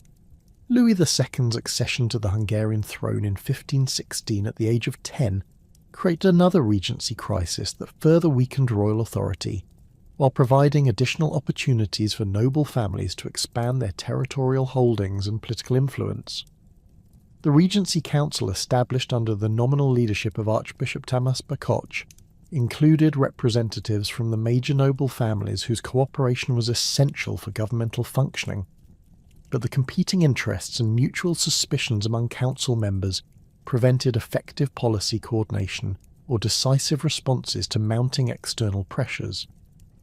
The systematic appropriation of royal revenues by Regency Council members, justified through various legal pretenses and administrative arrangements, eliminated the financial resources necessary for maintaining adequate defensive preparations or diplomatic initiatives. The marriage negotiations that culminated in Louis II's wedding to Mary of Austria in 1515 reflected both the kingdom's desperate need for external military support and the Habsburg dynasty's systematic efforts to establish hereditary claims to Hungarian succession. The double marriage arrangement, which also included the betrothal of Louis's sister Anne to the future Ferdinand I, created dynastic connections that would prove decisive for Hungarian political development, while demonstrating the reduced bargaining position that financial weakness and military vulnerability had created for Hungarian diplomatic initiatives. The elaborate wedding ceremonies conducted at Vienna and Pressburg provided impressive displays of royal magnificence, but the underlying financial arrangements revealed Hungary's dependence on Habsburg resources and the limited autonomy that remained for independent policy formulation. The Ottoman expansion that accelerated under Suleiman the Magnificent's leadership created unprecedented pressures on Hungarian defensive capabilities, while revealing the inadequacy of the fragmented political and military arrangements that had emerged during decades of weak royal authority. Suleiman's accession to the Ottoman throne in 1520 coincided with the completion of administrative and military reforms that had transformed the Ottoman Empire into the most formidable military power in contemporary Europe. The systematic organisation of Ottoman military forces, including approximately 12,000 Janissary infantry equipped with firearms, 15,000 Sipahi cavalry, and extensive artillery trains featuring the latest developments in siege warfare technology, created combined arms capabilities that exceeded those available to any European army of the period. The Siege of Belgrade in 1521 demonstrated both the effectiveness of Ottoman military organisation and the collapse of Hungarian defensive coordination that had characterised the kingdom's response to previous Turkish threats. The fortress that John Hunyadi had successfully defended in 1456 fell to Ottoman assault within 3 weeks, despite its strategic importance and the substantial resources that had been invested in its fortification during previous decades. The rapid collapse of Belgrade's defences resulted from inadequate garrison strength, insufficient supplies, and the absence of coordinated relief efforts that might have disrupted Ottoman siege operations or provided tactical alternatives to passive defensive strategies. The systematic Ottoman advance through Serbian territories following Belgrade's capture eliminated the remaining buffer zones between Turkish forces and the Hungarian heartland, while demonstrating the methodical approach that Suleiman employed in preparing for major campaigns. The reduction of remaining Serbian strongholds, accomplished through coordinated siege operations and diplomatic negotiations with local commanders who recognised the futility of continued resistance, created secure supply lines and communication networks that would support extended operations in Hungarian territory. The establishment of Ottoman administrative control over conquered territories, featuring the appointment of Turkish governors and the implementation of Ottoman legal and taxation systems, demonstrated the permanence of Turkish territorial gains and the systematic approach that characterised Ottoman expansion policies. Louis II's desperate attempts to organise effective resistance against Ottoman invasion revealed both his personal courage and the institutional weaknesses that prevented coordinated defensive measures despite the obvious magnitude of the threat facing the kingdom. The royal summons for general mobilisation, issued in early 1526, achieved limited success due to the financial constraints that prevented adequate compensation for military service and the political divisions that had undermined noble cooperation with royal authority. The Hungarian army that assembled at Mohács in August 1526 numbered approximately 25,000 men, including the remnants of professional forces maintained by various noble families, county militias of questionable training and equipment, and foreign mercenaries whose loyalty depended on regular payment that royal resources could not guarantee. The tactical situation that confronted Hungarian forces at Mohacs reflected both the strategic advantages that Ottoman military organisation provided and the desperate circumstances that had forced Hungarian commanders to accept battle under unfavourable conditions. The Ottoman army that Suleiman led into Hungarian territory included approximately 100,000 men organised according to proven tactical principles and equipped with artillery capabilities that far exceeded anything available to Hungarian forces. The systematic Ottoman advance through Hungarian territory, marked by the methodical reduction of fortress positions and the coordination of multiple army corps moving along parallel routes, demonstrated both tactical sophistication and logistical capabilities that reflected decades of successful military campaigns throughout Europe, Asia, and Africa. The Battle of Mohacs on August 29, 1526, represented the culmination of decades of political fragmentation and military weakness that had rendered Hungary incapable of effective resistance against Ottoman expansion. The Hungarian battle line extending across the Mohacs plain between the Danube River and the surrounding hills attempted to utilise traditional tactical formations that had proven effective against European opponents but were inadequate for confronting Ottoman combined arms capabilities. The systematic Ottoman artillery bombardment that preceded the main assault created casualties and disruption among Hungarian forces, while the coordinated advance of Janissary infantry and Sipahi cavalry exploited tactical weaknesses that Hungarian commanders lacked the resources and training to address effectively.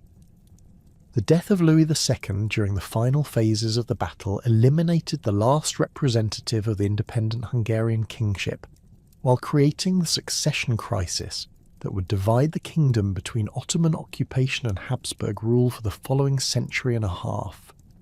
The young king's death, occurring when his horse stumbled while attempting to cross a stream during the general retreat, symbolised both the personal tragedy of Hungarian defeat and the broader collapse of medieval Hungarian political structures that had maintained the kingdom's independence for over 5 centuries. The systematic slaughter of Hungarian nobility during and after the battle, including Archbishop Paltamori, numerous palatines and bishops, and representatives from virtually every major noble family, eliminated the leadership that might have organised continued resistance, while creating power vacuums that would facilitate both Ottoman occupation and Habsburg succession claims. The immediate aftermath of Mohacs revealed the complete collapse of Hungarian governmental institutions and the impossibility of maintaining coordinated resistance against Ottoman occupation forces that systematically advanced through the kingdom's heartland. The Ottoman capture of Buda on September 10, 1526, eliminated the symbolic centre of Hungarian royal authority, while the systematic destruction of royal archives and governmental records erased much of the documentary evidence of Hungarian administrative and legal traditions. The flight of surviving nobles to Western territories under Habsburg protection, combined with the submission of eastern regions to Ottoman administrative control, created the territorial division that would characterise Hungarian political development throughout the early modern period. The Battle of Mohacs marked not merely a military defeat but the definitive end of medieval Hungary as an independent Christian kingdom capable of determining its own political destiny and cultural development. The institutional structures that the Arpad dynasty had established during the 11th century, the legal traditions that had evolved through centuries of constitutional development, and the cultural achievements that had positioned Hungary among Europe's most sophisticated kingdoms all fell victim to the combination of internal political weakness and external military pressure that had characterised the final decades of the medieval period. The partition of Hungarian territories between Ottoman occupation in the central and southern regions and Habsburg rule in the western areas created political arrangements that would persist for generations, while eliminating the unified Hungarian state that had served as a crucial buffer between Christian Europe and Islamic expansion for over half a millennium. The end of medieval Hungary at Mohács represented both a national catastrophe and a broader European tragedy, as the elimination of effective Hungarian resistance opened Central Europe to Ottoman expansion while demonstrating the consequences of political fragmentation and military weakness in confronting systematically organised external threats. The lessons of Hungarian collapse would influence European political and military development for centuries, while the memory of Hungarian resistance against overwhelming odds would inspire later generations of patriots seeking to restore national independence and cultural autonomy. The medieval Hungarian kingdom that had emerged from the Magyar conquest of the Carpathian Basin in 896 had fulfilled its historical mission of defending Christian civilization against Eastern threats, but the price of that defence ultimately proved to be the kingdom's own existence as an independent political entity,